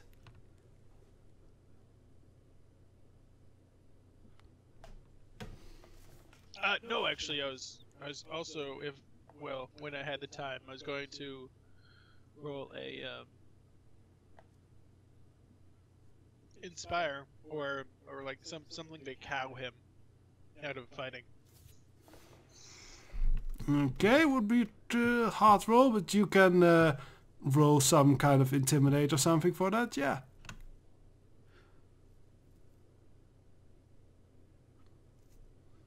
At this stage you could also probably break his arm and disable him that way if you want to be more brutal about it, but well, you are a paladin, so maybe you want to be a bit noble. A little bit noble. So he's gonna step in and grab the wrist of this orc, and as he steps in, he's like inches away from his face, and he just leans in a little bit further to make it so they're like looking eye to eye. And even if the orc got the axe back, that he wouldn't be able to do anything with it at that moment because there'd be no momentum in his swing. And he just says, like, he just whispers into his face, "Stand down." Okay, well, there, as you look into his eyes, you see they for while you were fighting, they were glossed over with insane amounts of hate and bloodlust and everything. But as you speak to him in that way, you kind of seem to make that fade from his eyes, and fear fills it, and he indeed drops his axe. And do you let him go? Yes. All right. As when you let him go, he tries to run. Attack of opportunity from 3 different people. If they want to take it, yes. I didn't want to attack him. I wanted to get information out of him. Well, you have subdued his spirit, but now he has got like he has a very much a fight or flight instinct, and now he has gone to the flight instinct. That's fair. Deathbrock, Newin, either of you gonna try and stop him? I'll try throwing a rock at him again. Hit him in the head. Not taking it. All right.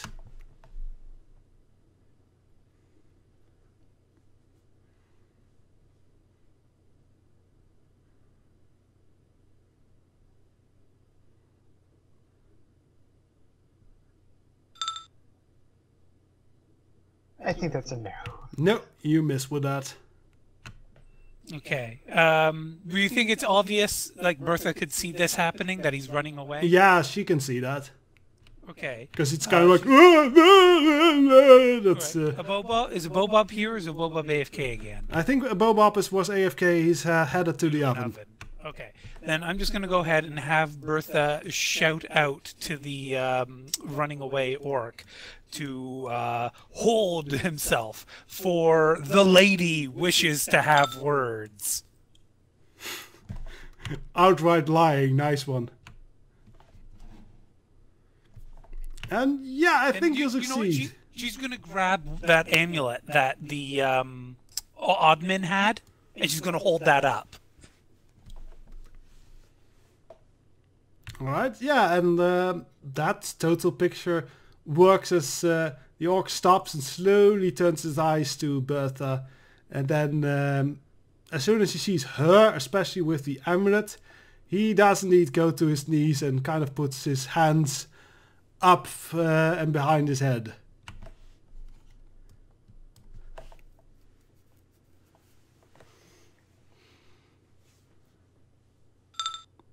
Wow. Okay.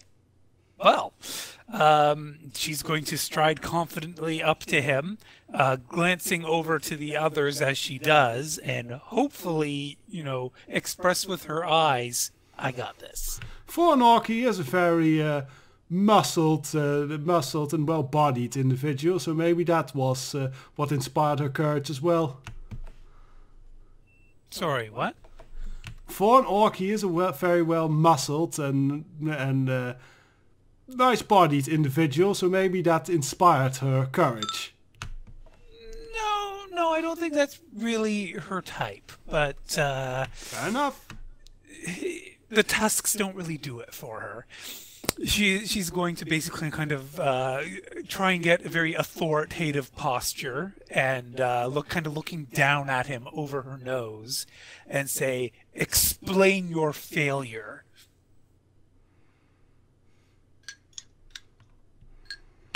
Look, they were just too strong. I know you wanted me to kill them because they're lighty. I mean, before that. What? Which one? What failure? This town. Now, why? This wasn't the right town? Wasn't it? I thought you told us to just go out and grab things, have fun, do what we want. Which of them told you this? Well, you, the great lady queen. But, well, you told the chieftain, they told me, and at least that's what I think it was. Which chief? Well, Chief Hugren, Cormac Big Tusk, you know. Oh, what an insolent fool. Huh. Well, you might have to make it up to me by assisting these men in punishing him for his insolence. He did not obey the correct rules. Oh, I didn't know. I thought the whole point was there not be rules. Clearly, then, he has disobeyed me immensely. Make me a social interaction roll here. As you see, he's... Whoops! I may have gone a little too ham. No, lady said there had to be chaos, not working together, all that type of thing. You're just doing on a stupid voice, are you? She's gonna immediately, Paladin! and motion for him to come over. Yeah, because the orc is standing up now. Alright, so Atlas slowly makes his way over. His Warhammer's back on his back again. Bertha's also backing up, walking backwards, and she's dropped the icon on the ground. Yeah, I'm going to do a little roll as well for his courage. Dwarf is following him, just still carrying the bloody cleaver. Newen's just tossing a rock up and down, ready to throw it. Yep. 1d200. That could get very bad. He tries to run again. Ragnar once again. Well, not once again, but we'll scream at him to halt. Would my ability with Chomp just count at me just two-handing it over my head and throwing it like you would with those little axe shows? Yeah, you can try that. It would be harder than normal combat, but you are familiar with your weapon. Are you gonna wait for to see if Atlas's words work, or are you just launching that cleaver as soon as possible? We're talking. The cleaver weighs what? Probably like what? 3, 4 kilos, probably more. Probably, I guess it would be a hefty weapon. It's a giant two-handed lever. Yeah, and the dwarves tend to make him heavy, I think. Yeah. So pretty much, the farther he gets away, the less likely I am of making the throw. Probably right, in any situation. 13 to throw something, I guess I hit the building. No, you actually hit him. You hit him in the back of the thing and he goes down. Poor Atlas. Does he go down Twitch?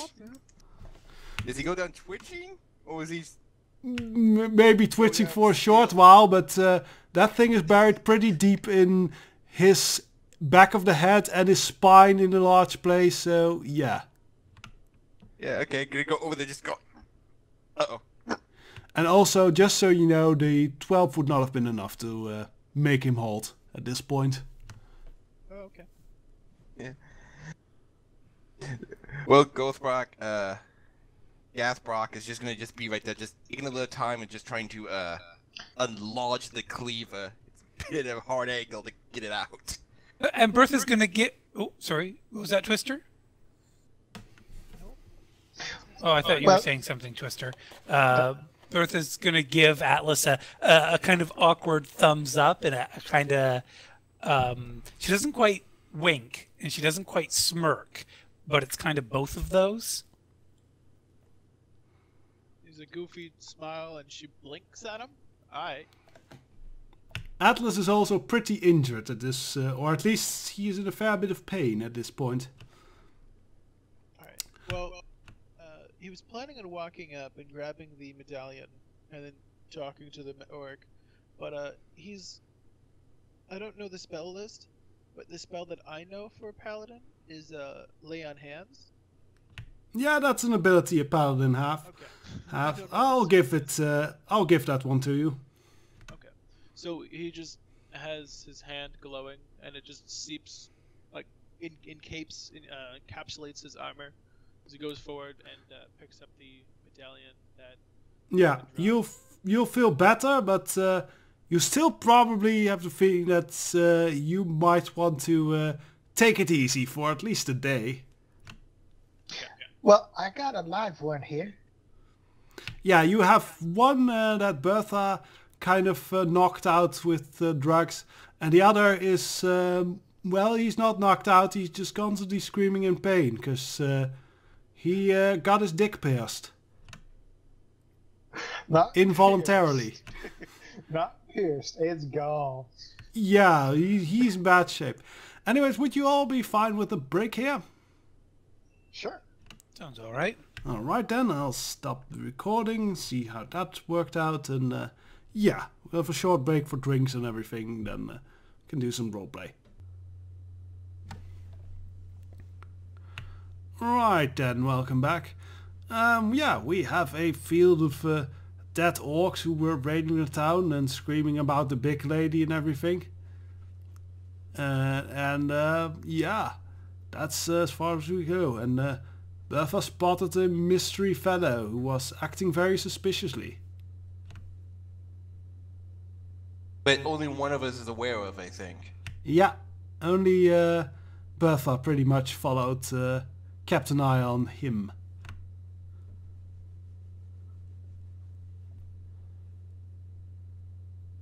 So,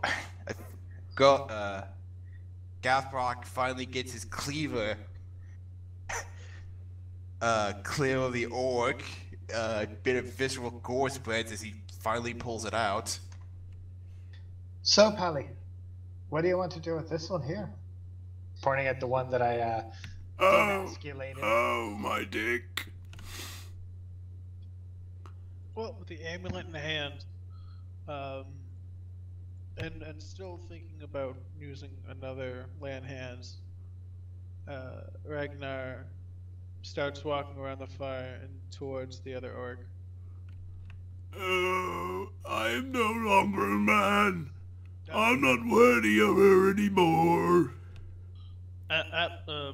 Atlas Ragnar puts his hand on the orc warband member 5's chest and puts a lay on hands on him To hopefully heal his pride enough to continue a conversation. Depending on how direct you want to be with the rules, lay on hands normally works where you have to touch where the injury is. No, not where I read the rules. But then again, I don't know the Forgotten Realms version. Yeah, but one thing I am gonna say, like you use the lay on hands on yourself, right? Yes.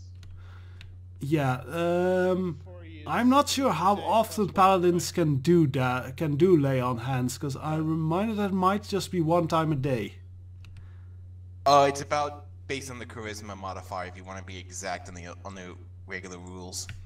Okay, I'll say you can heal him right now, but that will probably be the last lay on hand you have for that day.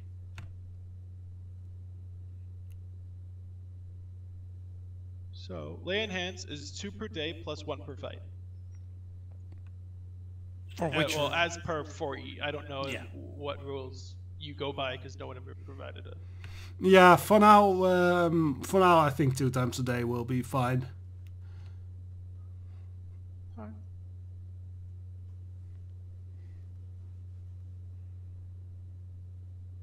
So yeah, you probably put his hands on his chest or his thighs or wherever, and he starts to moan and groan a bit less.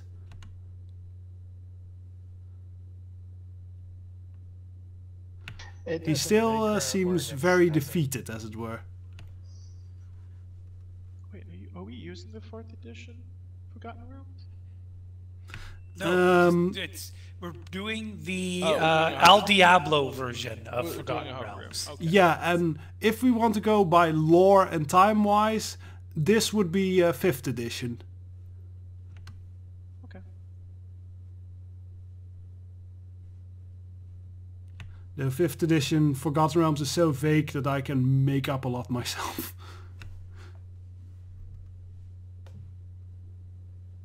So you've got him moaning and groaning less. What were you going to do to him next? I'm pretty sure Bertha would offer the information to anyone who asks her about what she was informed about by member 3. Yeah, I also think people were just hurt what, because he was not too quiet about talking with you.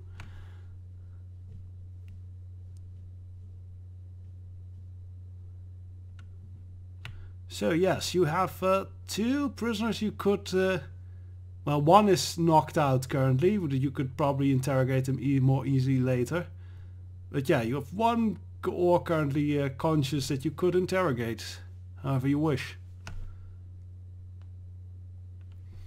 Does Bertha come forward with information beforehand? If you ask her, she'll give you, but I mean, if you're determined to just go right up to this guy, she's not going to interject. Well, in character, I have no idea that there is any extra information to be had. Same with my character. And So mine. you just heard what was heard. Okay.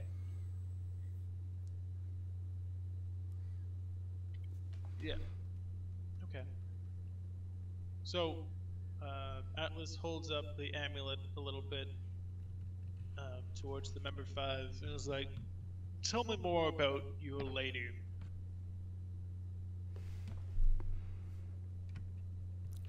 Well, she's behind the chief, you know, and she's really smart, and she gives a lot of power and stuff, and gets us back to like what orcs are supposed to do. So that's good, right?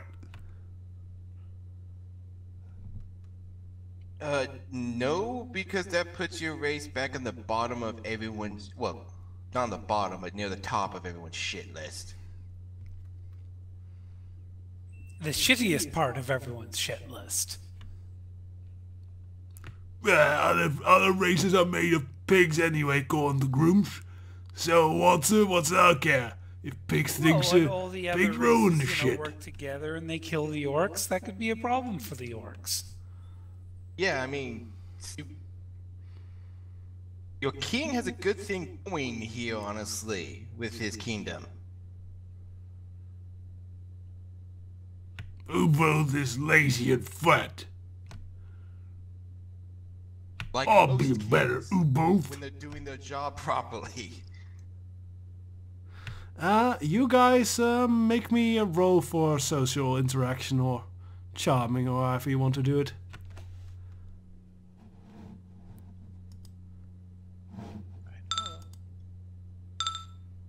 Nope.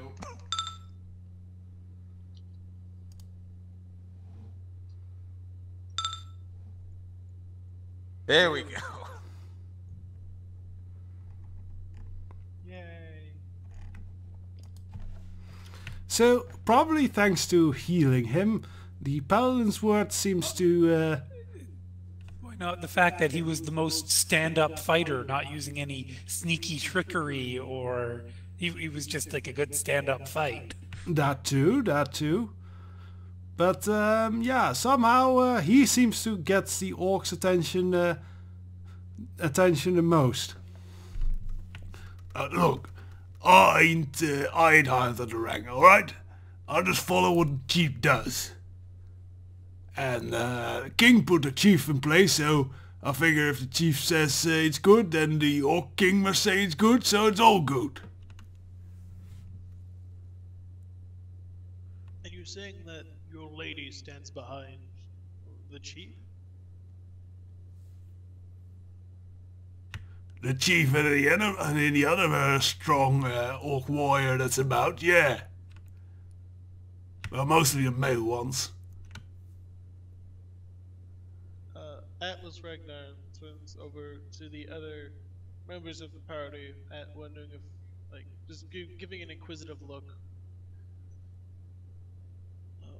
Have you heard of the Lady of the Orcs? How long has she been around? He says, turning back towards the town member. I do well, and he goes. He obviously has very much trouble counting as he does so on his fingers. But if you have the patience, he'll eventually come up with. I think 2 winters. 2 winters.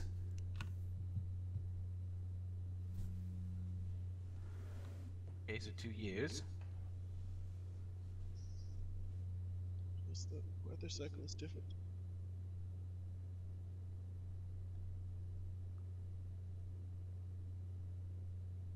What does his lady look like?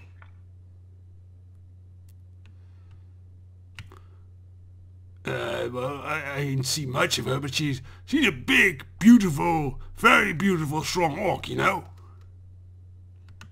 Like, how big? 1 of me, 2 of me, 3, 4, 5? How many of me's would you roughly say? Well, you're tiny, so... bit bigger than that one. And he points to Bertha.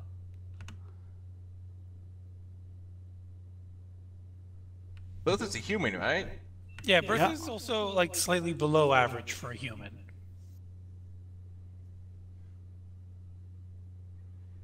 Like, that's kind of tiny for an orc, woman, especially an orc woman. Oh, well, then, about the size of that guy, then. And he points at Arthur's. I figure Arthur's isn't short, right? No, Asimar is just on average slightly taller Oh, no, and Atlas. than. That's right, but I was Atlas- referring to his race. Oh, okay, sorry, right. Yeah. But Yeah, his race, they're just slightly average, taller and lankier than humans.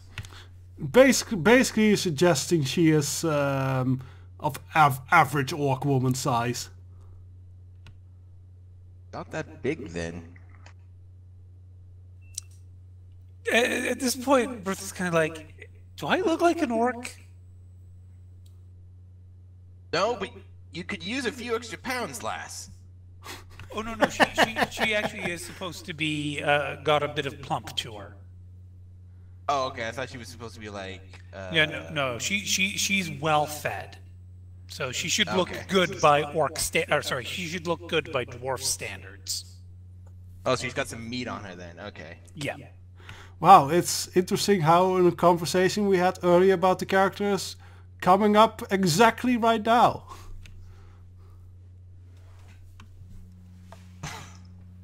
Yeah, her original token image was actually even skinnier, so I tweaked it slightly to make her look like she has a little more meat on her cheeks, but I couldn't give her more neck. I don't have the Photoshop ability.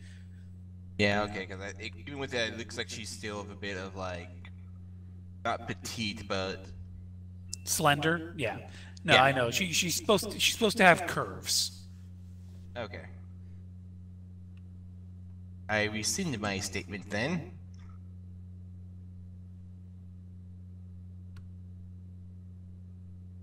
Okay, what's so special about this lady? No, she's smart and beautiful, and she gives Chief good advice. Teaches Chief various things, you know.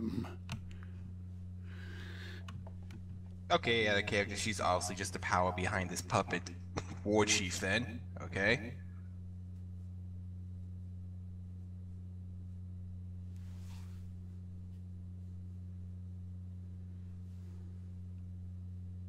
Where is she? Back at the tribe. Women don't leave no caves. Where is your tribe located?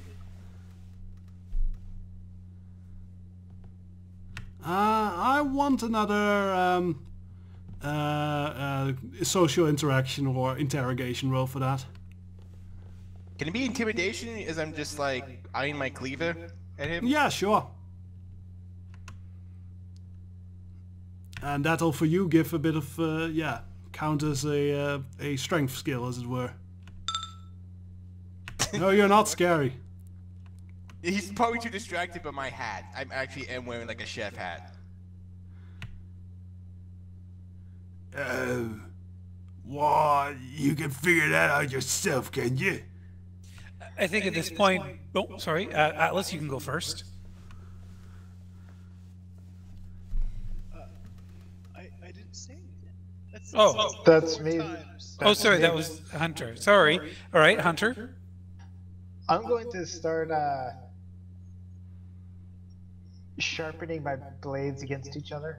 I know it's not a good thing, but that's what I'm doing to kind of let her know I'm willing to use them some more.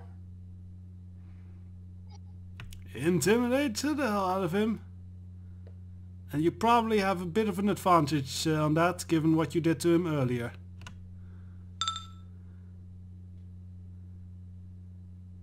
Oh, it's that away, and he points to the north.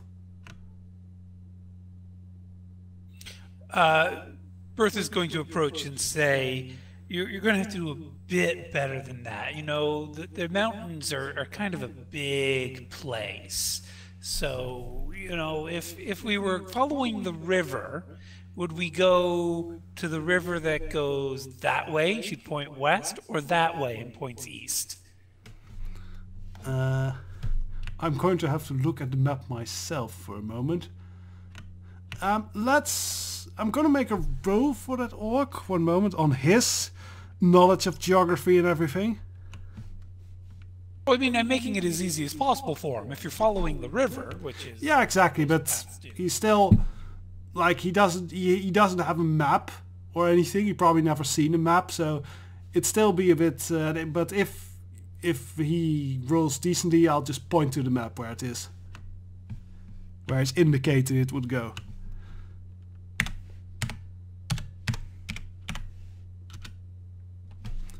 Oh yeah, he with your directions and talking through it, he can guide you right to the place. And I'll put it on the campaign map. One moment.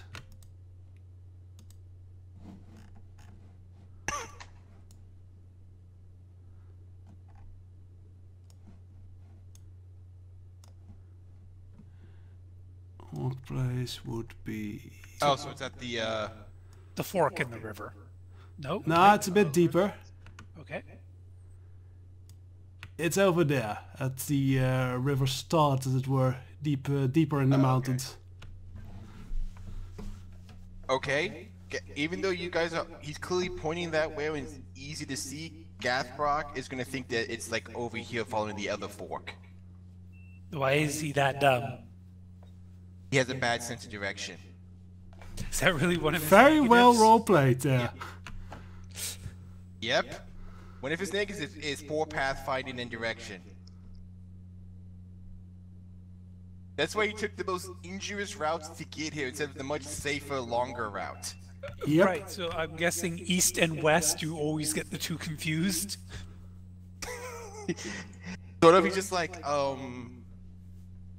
the sun sets in the south, right? And he's completely serious sometimes when he says that.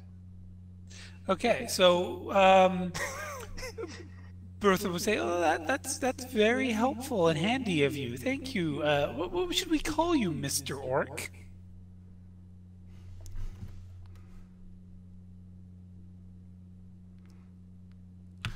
Me, I used to be called Gut Rot Rimmer. Rat trimmer? No, Gut Rum Rimmer. See, I think my parents were wanting to call me Rum Gut Ripper, but they had a speech impediment. Probably took an axe to the face, my dad. Before he took another axe to the face and then I died. just typed it in. This is what we're hearing? Yep. Okay, I just wanted to Gut Rum Rimmer. the orc accent. Okay. Because I was just getting some really bad nightmares of a certain Welshman. Well, Mr. Rimmer, you've been so wonderfully helpful. Was there anything else that we needed from this fellow? She'll look to the others.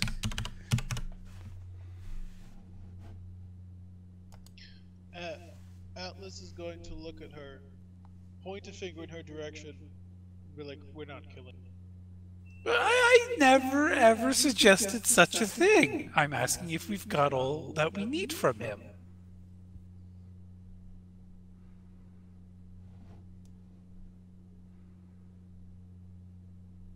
Are there any other raids planned or raiding parties out and about? I think so. I mean, Chief and Lady ain't that high on organizing. They all like to let chaos run free and all that. I'm just saying what they say. I don't actually know what it means. Oh, I've got a couple ideas. But yeah, if there's nothing else, gentlemen, perhaps we could attract the residents of this town to the hall there, and I mean, this was all the orcs, right? There weren't any others raiding the rest of the town, were there? No, not that you have seen, no. No, And it's only people a at this small point war. are kind of coming out of their houses and kind of like, what happened here? And they're kind of amazed that you two are standing and this many orcs are dead. So you probably get some awe from the townsfolk. I'm gonna walk toward the Rimmer and offer him a chunk of meat from my sack. And Bertha's immediately going to go to the crowd because, you know, she was working it earlier. Is anyone following her from the team, or are all of you just still dealing with Rimmer? I'll be following you. Atlas puts like, let's relax a little bit, like taps him on the shoulder and just like it basically says like, "Rest, Wyatt." Okay, I don't know where I have to go now, and I guess I'll just go find somewhere. I mean, I can't go back home. And he does take the meat and eats it somewhat happily. Yeah, he's going to Gathbach is gonna pull some smoked meat from his bag. He's gonna run over to this open flame right here, quickly sear the sides of the smoked meat, come back to the dwarf and offer it to him. Dwarf. That's grace change magic, apparently. 17 on my sample of Bina singed smoked yeti meat. It's real good. Do you, You need more people to, like, carry your stuff or something? Actually, I do. Sometimes I do come across ingredients that I do have trouble carrying sometimes. Well, I can go back to my tribe. I mean, I'm no longer much of a man, and we don't, take that, and I need a place, so maybe I could walk along with you and carry your stuff. I do need someone to regularly test all my experiments in cooking. Yeah, I can do that, and I can fight. That's all good. Oh, good. Oh, by the way, what did you think of that cooked yeti meat, by the way? It's very good. Better than orc cooking. I mean, we just put it over a fire and wait till it's black and brown. Yeah. There was one tribe I do recall that heavily laced everything with so much spices that it tended to choke most people. AKA, they just nearby they had like horseradish, wild horseradish growing, and they just used like nothing but pure horseradish on everything they eat. I think those are stink breath. Ah, so that tribe is still around. Think of south of Kingdom or somewhere. Excellent. Anyway. I'm gonna walk over to Atlas and offer him some yeti meat as well. So yes, you have recruited Guthrum Rimmer. Anyway, the weird orc as your little, patsy boy at least. Excellent. So during that whole ongoing, Bertha would basically say, good people of Tin Creek, to demonstrate to all of you just the nature of the adventures that I had told you of over these past few nights, you see that adventure just finds its way into my lap sometimes. These noble heroes, and she points towards the three people, she doesn't even know what their fucking names are, who slew these raiders with my assistance, have uncovered a horrible plot. And so we must ride to, just out of character real quick, to Mithril Hall. That's the biggest area nearby, right? Or was, the Mezzo one is... It's in the Underdark, yeah. Mithril Hall would be reachable from the surface. Okay. It's also a dwarven city, by the way. But it's the biggest one in the area that could possibly have an army to come help. Yeah. Yeah. They have a big army. Yeah, so Bertha is basically telling a tale about how these men and her have to travel to Mithril Hall to report to them about what had transpired here and raise a army to go back to the orcs' place of origin to ensure that the raids do not continue or worsen. But to do this, we will need the town's assistance and their investment in us. After all, Bina... What's that about, Bob? No, we're doing racketeering racket now, okay.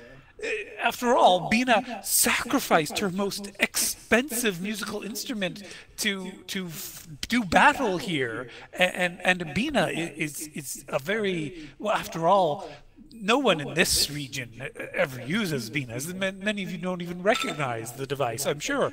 So, you know, we've invested a lot, and this gentleman here in the paladin armor has suffered some grievous wounds. So naturally, we will need a caravan and some supplies to see us to Mithril Hall, so that we can, like I say, raise that army.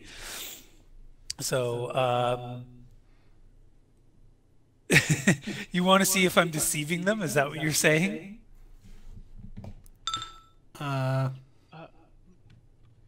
Oh, you want to find out if... Yeah. I'm a paladin of the good guys. You're trying to scam the common folk?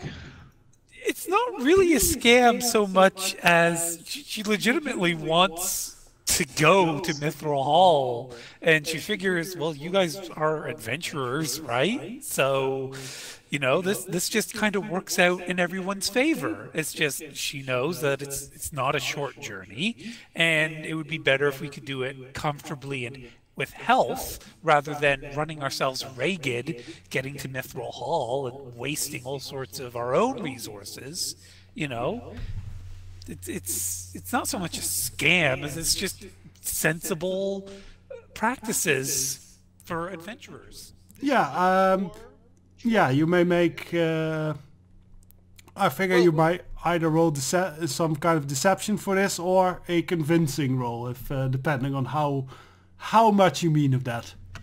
Going to whisper over to Atlas.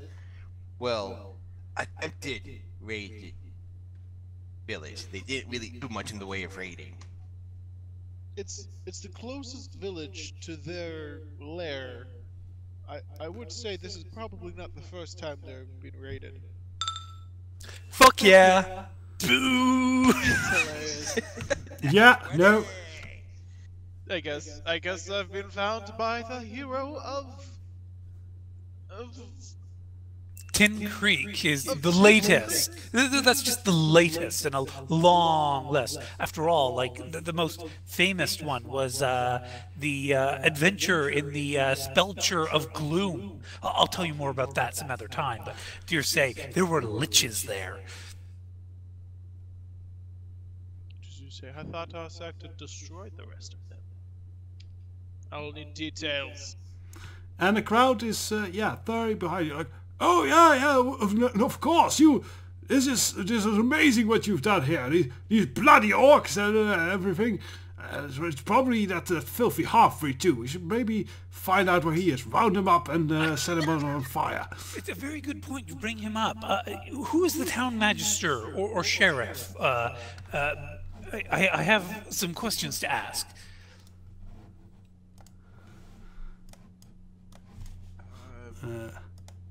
Depending on the size, out of character, might be whoever the head is of the local militia, if there is one. Yeah, one guy steps forward. I've changed his name, and he's, well, I'm kind of the elder here. I run the village drinking hall and everything. Ah, very good, very good. Yes, that half-breed, I noticed him skulking about the battle, but, well, whose horse was out of character? It was a horse that he stole the scrolls from, right? Yeah. Whose horse was that over there? And she'll point. Well, that was his. But the horse is still here? Yes. I saw him take some parchments from his horse, and yes, we might want to find him. Yeah, I can imagine that half-breed. He probably was informing us how we were having the festival and everything. I think he ratted us out. Yeah, we'll find him. Where is he? Where is he? Curses. But be sure that you bring him here for proper justice. After all, we have a paladin, and it would not be right or righteous to met out your own version of justice when there's a paladin who can do by all rights the proper justice.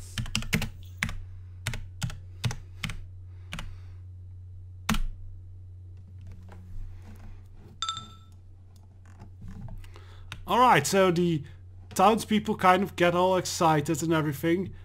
And eventually, they come about and they drag the shady half-orc fellow with them.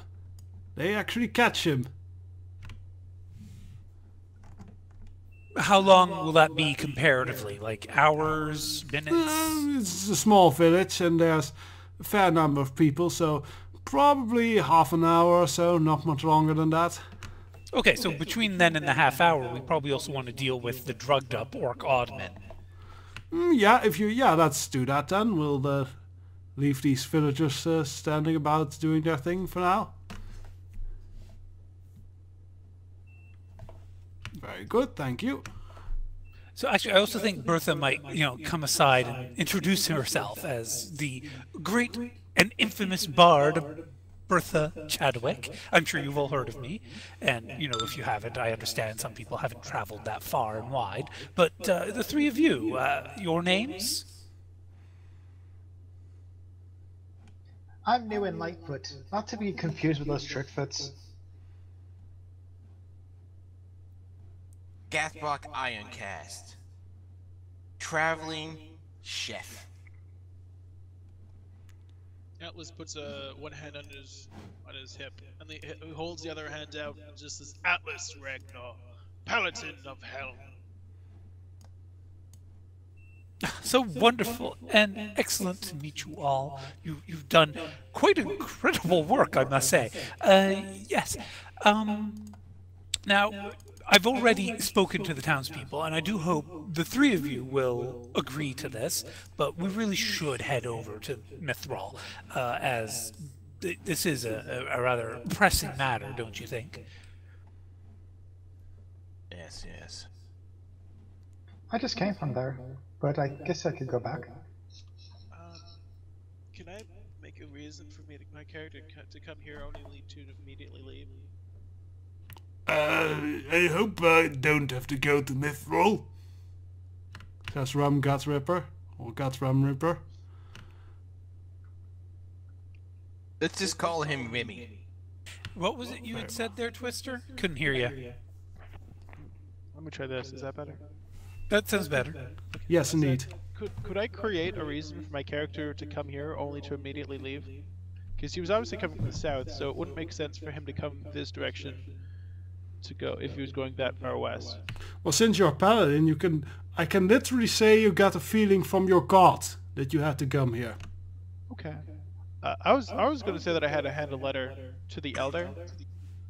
That's fair enough as well. Also, why would a paladin be delivering a letter? Unless it's like, my holy order wants to build a monastery here. Well, that could be the Given case. enough recruits recently, we're going to give you a sternly written letter. Don't read the bottom page in front of me, because then I feel guilty about the fact you've just threatened your family. Maybe the Temple of Helm wishes to put a temple in this village, so they sent a foreigner letter about their intentions. If it is Helm, then that is definitely a possibility, since Helm's church have been on rough times for the last couple of decades, and only right now that they are kind of beginning to reclaim their former glory as protectors. Okay. And considering a Temple of Helm involves having at least 1 to 2 paladins stationed at every temple or shrine, and they just got raided, might be a good reason.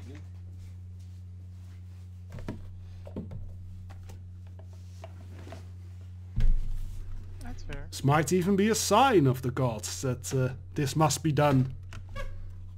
You require a paladin here. Is it gonna be you, great sir? No. No, it is going to be someone just as mighty as I, but someone who needs the experience out and abroad. Is that directed to the elder? Yes. He will be kind of like, we never thought we were worthy of such oversight, humble one. But of course, we have plenty of land, and maybe even the tin and the other metals in the river could help you with maybe symbols and maybe weapons and everything. Oh damn, this is a fantastic spot. Helm will be pleased. Grace upon Praise be the protector. Praise be the vigilant one. Grace upon you, grace upon your family, grace upon your horse. Oh, wait. Was that horse or hearth? Why not both? Horse, because, you know, dishonor on you, dishonor on your cow, and then No, tried to make a you reference actually and I forgot that the horse just got stolen. you bless the horse, and suddenly you see the horse glow with a golden glow. The elder's metamorphosized. like just slowly getting more and more swole. Technically, paladins do get a holy mount at certain levels. He just But I imagine he isn't that level yet. Of course, that's I have no idea what it was supposed to be. You just inadvertently just picked the old plow mule in the village just by accidentally blessing it. That is now your holy charger. So the orc that's running away with that horse, he just gets bucked off as the horse grows wings and starts prancing back to me. bless my horse. Shall we leave that roleplay to the future? But Yeah, they gracefully accept the letter and the recommendation. They are very, very flattered. No, behave. meanwhile, at the Helm office, they're like, they've got a lot of tin up there. We can exploit that. All right, send up a paladin. What? No! No! No! Pewter is very important at all. If I can go into a long rant about the history of the Church of Helm, but that would not be entirely out of their character, VT. I was just doing it based on real-world churches, but in any event, we have established that we're going to be heading to Mithril next, right? Is there anything the GM wants to screwball at us by interrogating the drugged-up odd man? He would... We can go through it, but I will say he would pretty much give you the same information as the other. Maybe a bit more Clarent, because he is more of a shaman. So I put him on a vision quest though with the medicine I gave him. yeah, but you would not learn much more about it, except that the talisman stuff that they did is kind of something the lady taught them. Okay, and does anyone here recognize the symbology of the talisman? Does anyone have a knowledge of religion? I figure Atmos probably has. The only one that would be the Paladin. You have no idea. It's probably... It's a subset of Helm, right? It's one of Helm's smaller cults. Yeah, sure. Or no, but no, I think he'd just go like, "It's evil! It must be destroyed!" Wait. Helm has always had the strong rivalry with Tyr. He thinks that it's a symbol of Tyr. Fair point. There is, let's say, for a moment, he thinks it is either Tyr or Helm, but then probably one of the main, because he sees an eye on it, but then probably one of the other characters with at least a little bit of knowledge, that Grumsh also has a symbol of an eye, so it doesn't mean much. Out of character, there's only one orc deity that I know of that has an eye symbol. Grumsh. Yeah, the big guy. And I will tell you, all of these guys have some symbol of Grumsh with them. Yeah, okay, so they all bear the mark of the big guy. Okay. But in character, none of us recognize it, and none of the citizens of the town do either. No, you probably don't recognize the talisman, no. Do the villagers know? I'll roll for it. I don't expect much from them, but I'll roll for it. Would the village have a holy man for helping burying the dead? Make sure they don't come back? I don't think they have a set Not that holy big enough man. a village? There's probably one in a nearby village, or one of the druids. They probably of the woods. They probably ask for such things. Okay. Have to have a proper burial ceremony in Forgotten Realms. Or any fantasy setting, really. It depends on how the undead work, but yeah. No, the villagers can't help you with anything. They are pretty much go, it's probably some evil orc magic. Indeed, Bertha will say, it's the work of Noction. Yes, a very horrible orcish deity of cruelty and death and destruction. Yes, no, these orcs are clearly a threat, and they're amassing an army as they've confessed. Yes. I don't know, no Noctian, says Guts Rumrimmer. There are many different languages with many different names. Okay. What was the name your clan calls this god? What? Well, we follow Grumshin, there's a bunch of other gods. Noctian's more orcish name, of course. Oh, that was easy. We now have the name.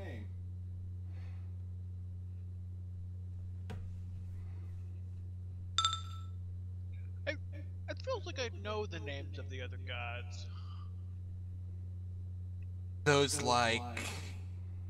Yeah, you know almost all orcs worship Grumsh, and you probably also know that there is you probably think that they are related, and that is Talos, which is the god of destruction.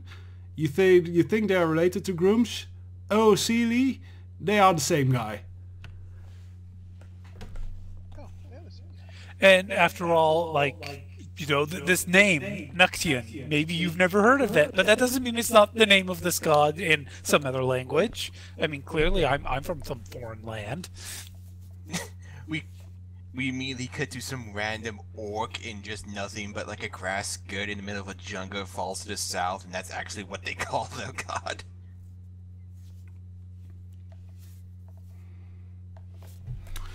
Just be glad this is not the Planescape setting. Everything you believe in becomes real? Yep. Yes.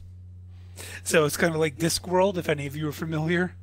Yeah, a little bit less wacky, but at the same time, yeah, it's about equally as weird. Take all the silly and wackiness, but take it as a serious wacky silliness. That's kind of weird, I know, but that's how it works. All right, so, yeah, I guess then are we ready for the interrogation of the shady half-orc? I'm up for it. I guess so. Although I guess we should establish the town will remit Gutrum to our care, but what about the odd man? That's will be up to you. Will you make a case for him? Will you just let him run? The villagers probably would let him, they would either kill him or indeed let him run, because they can't hold prisoners. Especially a spell-casting prisoner. Yes, Bertha would bring Atlas aside and say, now, I'm no expert on your particulars, but I do believe you would go against the execution of that orc, would you not? If he does not believe himself to be guilty of a crime, I cannot... Well, sorry, let me rephrase that. If he is not one of true evil, he should not be executed. As a paladin, you can kind of see if someone is... well, it is a bit tricky, but this guy you can clearly see is very evil, while Gutrum seems to be less so. Detect evil? Yeah, basically. Yeah, you paladin, you have detect evil. You detect evil, everything is around you, and it's like a 60-foot radius. And I kind of will change that rule that he can't detect just mundane evil, but kind of supernatural evil he can detect. And this odd man guy clearly has the stain of evil magic upon him. So, really, to allow him to leave would mean he would return to his clan and warn them of our efforts to quell their uprising. So it really wouldn't do us well to let him go free.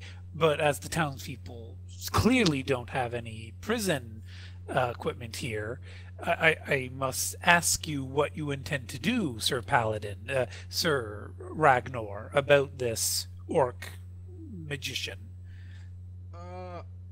Yathbak's gonna pull out a large carving knife and say, I have an idea where we can let him go and live, but he also won't be a threat to our plan or this village again for a while. First session and we're already running into the prisoner dilemma. Well done. Yeah. We're not Well, torturing the orc. No, I'm gonna cut out his tongue.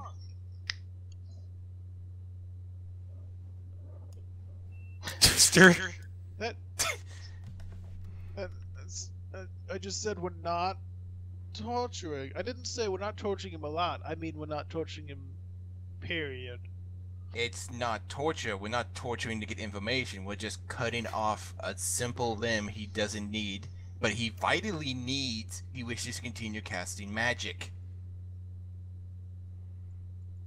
At this point, Bertha's going to say, that kind of squicks me out. I think it would be better either to just decide if we're executing him or bringing him with us. Yeah, Bertha, you would also know that cutting out the tongue, easier said than done to keep him alive through that procedure. Oh, I don't know if she's an expert on that. Oh wait, yeah, you had medicine as a weakness, that's it. Yeah. I think the only person here who actually has the anatomical knowledge of exactly that is actually the cook. That's true. And Things are usually dead when you're trying to cook. yeah, he doesn't have the expertise of keeping patients alive, so I'm gonna vote that we just kill him, and I pull out my knives, my daggers. Yeah, and you're all the way over there, and we're all the way over here. So unless someone notices you about to kill him, I'm still waiting for Atlas's decision on this. Wait, seems good idea to kill him, says Guthrum, by the way.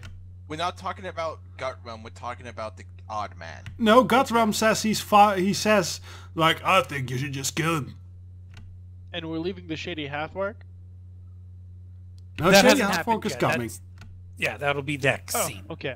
He's like, let me check something first, taking everything in. And you're saying that I don't have any version of detect evil? That would work? Well, no, you have a version of detect. As I said, you actually do detect evil from this guy. But what I said is your detect evil, like, it can only detect supernatural evil. Like it can, like evil magic, evil demons, spirits. Intent in the person's heart and soul, but the use of evil magic. Exactly, because Okay. So, there's no way for me to, like, physically tell immediately that he's evil? Well, he's got evil magic. he has definitely been definitely using got some one. evil magic. Okay. Can I, like, sense evil magic off of him? Yes. Yeah. Okay. So, walking past Lightfoot, Atlas kneels down next to Oddman, like puts a hand on his chest, and then sighs, stands back up, and just plants his foot on Oddman's throat, and like closes his eyes and starts doing some like, God be with you in your next life, and then like crunches the throat. Alright, pretty brutal way to kill him, but fine. Didn't you say that every god and goddess is before you in your head and just goes, which one of us were you talking Not you, about? not you, not you. You're pretty bad. He doesn't need more bad. Not you. You're too nice. He doesn't deserve you. Not you. You work. You work. Go get him. And everyone says, "Hey, at least I was gonna make a quicker famous." Don't worry, he didn't feel any pain, not with the medicine he was given. Yeah. Yeah, and here we Go have with the what you whole say with D&D the prisoner pantheon. dilemma, which most DMs Only will if it try to pops up, avoid. really winged as a paladin. Or a cleric. Depends on the cleric and his religion. But yes, Bertha, I think, is ready to find out what the shady orc deal Yeah, is. the townsfolk come shouting about, and they are dragging the shady half-orc character you spotted with them.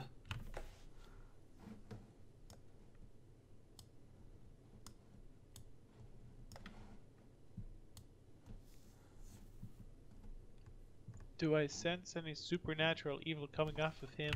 Nope, none at all. Okay.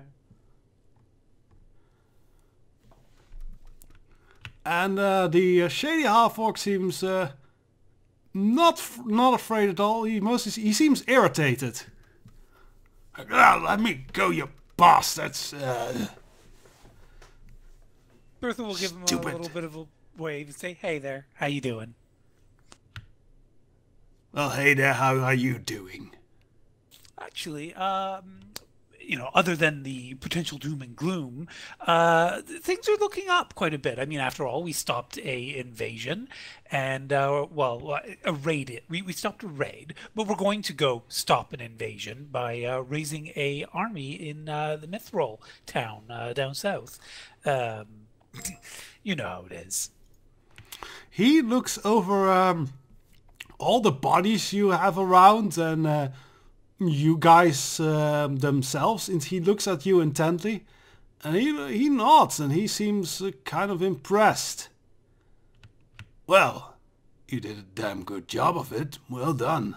I'd clap if these guys would let me let go of my hands, but I don't think that's going to happen. Well, we want to establish a few things first. After all, we don't see many half orcs in the area, or full-blooded orcs until this. She points. You out haven't a been couple around of long orcs. then. And the racist angle, I nice travel one. far and wide, and this area. It's been a very long time since I visited, so racial tensions up here. I didn't quite recall there being these issues. I thought those orcs were farmers or something of that sort. But it doesn't matter because what's happened has happened, and we just kind of want to find out what also happened with you in particular. Yeah, I'd like to find out what has happened as well. Atlas will go to bed soon, alright. We should, hopefully we can handle this town section off fairly quickly then before you go. Okay, so maybe we should just high concept it. I'll do a social roll to see how much information we get out of them. Yeah, sure. Okay. Ooh, ick. Does anyone want to try and use some interrogation methods if Bertha doesn't get it? He offers you up like, he says like, look, I'll tell you everything you need to know, but you keep these guys out of it. Motioning to the townsfolk.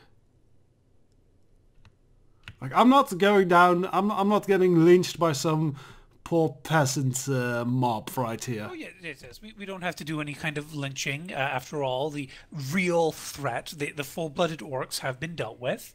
And Atlas, I guess you want to use your inspiration. Yes, well, who are you using that inspiration on, as it were? The half orc. I'm trying to inspire him to be more honest and forthcoming with his information. Well, I'll say that you guys want to go to Mithril, stop this whole mess. We're on the same side in this. I may want to do it a bit differently than you guys, but I think we can best work together to handle this matter than work against each other. Here, let me take this scroll.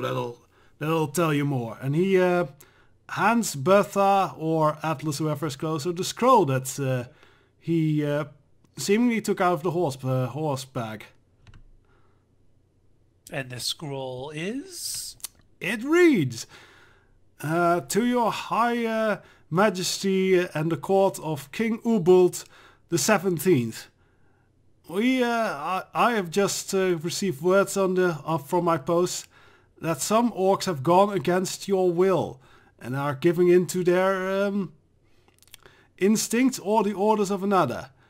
I'd recommend calling the local chiefs immediately. Signed, your spy master, Theron Cog of the Crimson Claw. You're not a very good spy.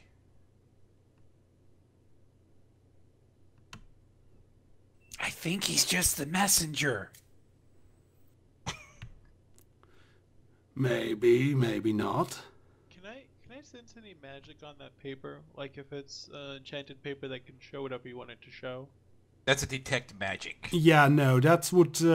unless it's like demonic runes or something, then you would probably not detect any of that. So yeah, I guess we can bring this along with us then, to the Mithril, out of character, I keep fucking forgetting. Mithril Hall, there we go. Yes. But Yeah, suppose we- don't go to Mithril Hall, I'd say that. You'd make this bigger than it needs to be. I think I could handle things appropriately to ensure that the size and scope of this endeavor remains appropriate.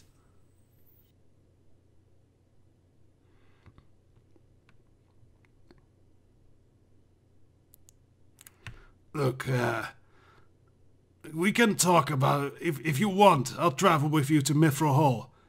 But, I'd like to talk about this on the way and not with these fellows around. And he motions to the peasants. We will need at least a few to tend to the caravan. After all, I'm sure they have some merchant endeavors that they need to, deliver some goods to Mithril Hall anyway. After all, I know Mithril is all rich and expensive, but I'm sure they could use pewter and tin for some of their other endeavors. She'll turn to the Eldar. You do deliveries to Mithril Hall regularly, yes? No? Well, not that regularly, no. I mean, we mostly deal with Silvery Moon, but sometimes Mithril Hall, yeah, but there are no big caravans scheduled. I think if you would be traveling to Mithril Hall, you'd probably be on your own. It's not a long trek, though. No more than a day's away, I figure. You go all the way to Silvery Moon rather than Mithril Hall? Well, so be it. The roads are safer. And, yeah, the dwarves and humans are not that cozy. Dwarves like to be on their own, stand on their own and everything, so they are not all that eager to trade with humans, especially those from Mithril Hall, who are very proudful. Mirabar, they are a bit more open to trade. Is this being revealed to Bertha in character? No, or... she would have that knowledge. Since she has area knowledge, she would know that.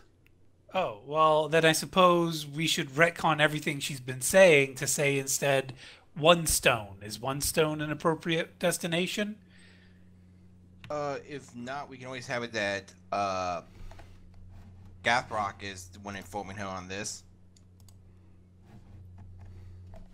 Yeah, and Gathrock needs to head to Mithril Hall. And also, you probably don't need a caravan to head to Mithril Hall. You can go there yourself. As I said, it's probably a day's journey. No, she wants a caravan. No. Since you guys in character aren't aware of this, Gathrock is, trust me, I have a cousin there. You can get us into Mithril Hall easily, and I know the way there. We'll be fine. Yes, but will Mithril Hall cooperate in dealing with the threat to the north? Or because the orcs are raiding human villages, are they not going to give a shit? Only a matter of time before the orcs turn their attentions on the hall again. Okay. And I suppose, Silvery Moon, is there like a royal kingdom or anything there? Like Yeah, Silvery Moon is a very royal kingdom led by, I think it's still one of the Blessed of Saloon or something. Yes, Sorry, but it's still a major elf city. okay, and then one stone. What's one stone? Honestly, I have no idea. I think it's just a... Settlestone. I It think looks it's like the another word settlement. One stone is the name of it there, isn't it? Oh, one stone. There it is. Sorry, I was looking for that. Believe that is a lumber town. Okay, basically geopolitical yada yada. She wants to basically be an ambassador here. She sees a great deal of potential personal benefit to essentially unite two peoples in a war against a common enemy. She basically wants to be.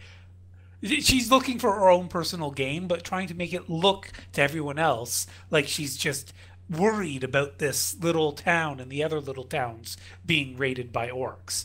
So, with that knowledge, what would she be doing?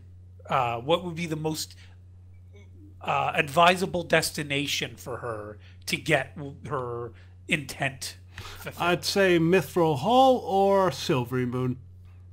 All right, so we'll start by going to Mithril Hall first to notify the dwarves. Dwarves tend to be slower to get off their asses, or rather, we'll phrase that. They are a sturdy people, very stalwart. And then we'll head to Silvery Moon to inform them to see if we could get maybe some kind of union here going on between the two, just to ensure that the orcs don't become a threat to the entire area.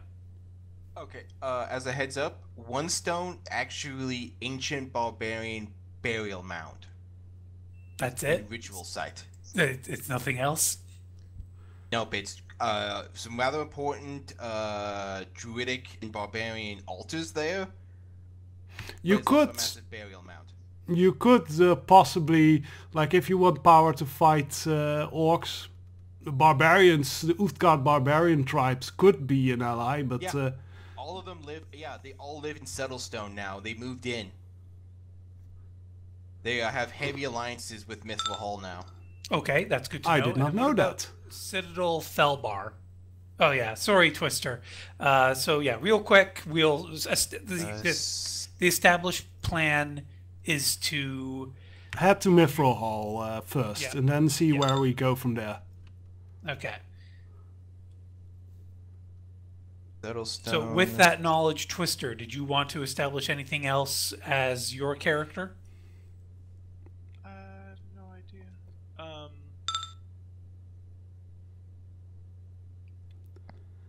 Not really. He just. Can I ask one final quick group question that might be important? What are you going to do with the shady half-orc called, what did I say his name was? Don Thranthrak or something? Oh, I don't think we technically got his name. Only that He said it, but I forgot it. Oh, yeah, you'll have to check the recording.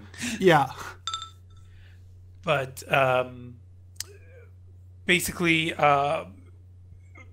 Bertha would agree to having him come with us on the travel to Mithril Hall. But again, she'll defer to Atlas Ragnar because mainly in character, she knows paladins to be stubborn. But she's not saying that out loud. She's just giving everyone the impression that she's deferring to the paladin's judgment. He is going to go over to Gotram Rimmer and ask him his opinion on the shady half-orc. What are you asking about the shady half-orc from Guthrum? What is he like? Is he a worthy fellow of our I don't know him. Yeah. I don't know him, but he said... You haven't? No, you haven't been paying attention. The shady half-orc is essentially a spy I know that part. I thought he just infiltrated the group.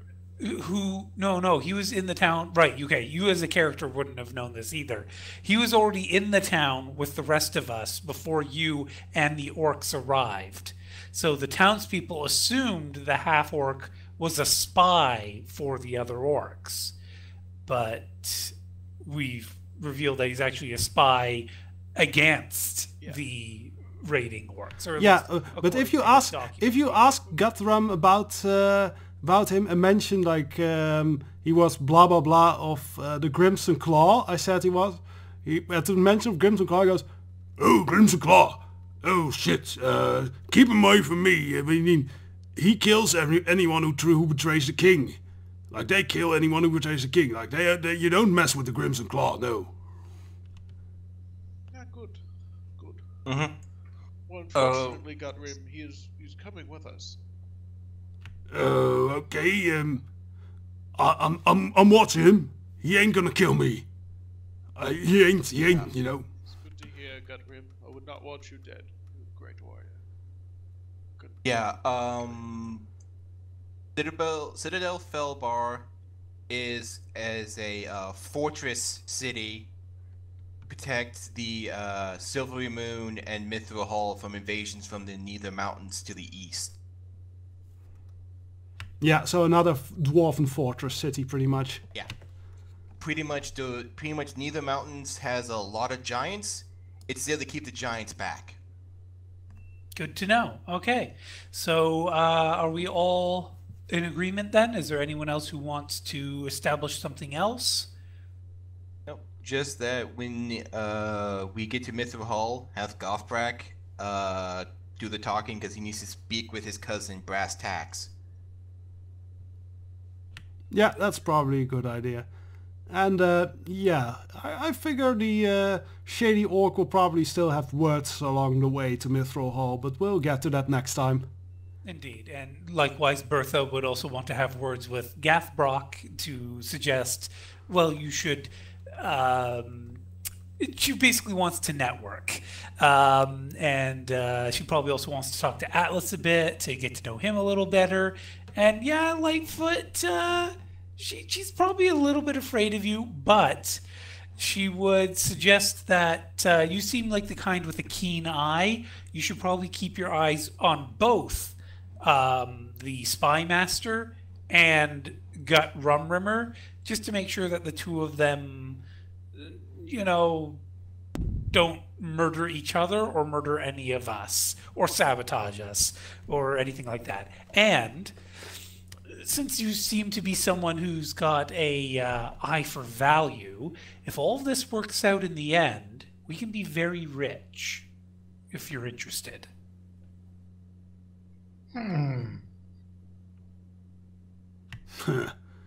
Anyway, I think with that is a good moment to end here. I hope you all enjoyed, and I'll be stopping the recording now.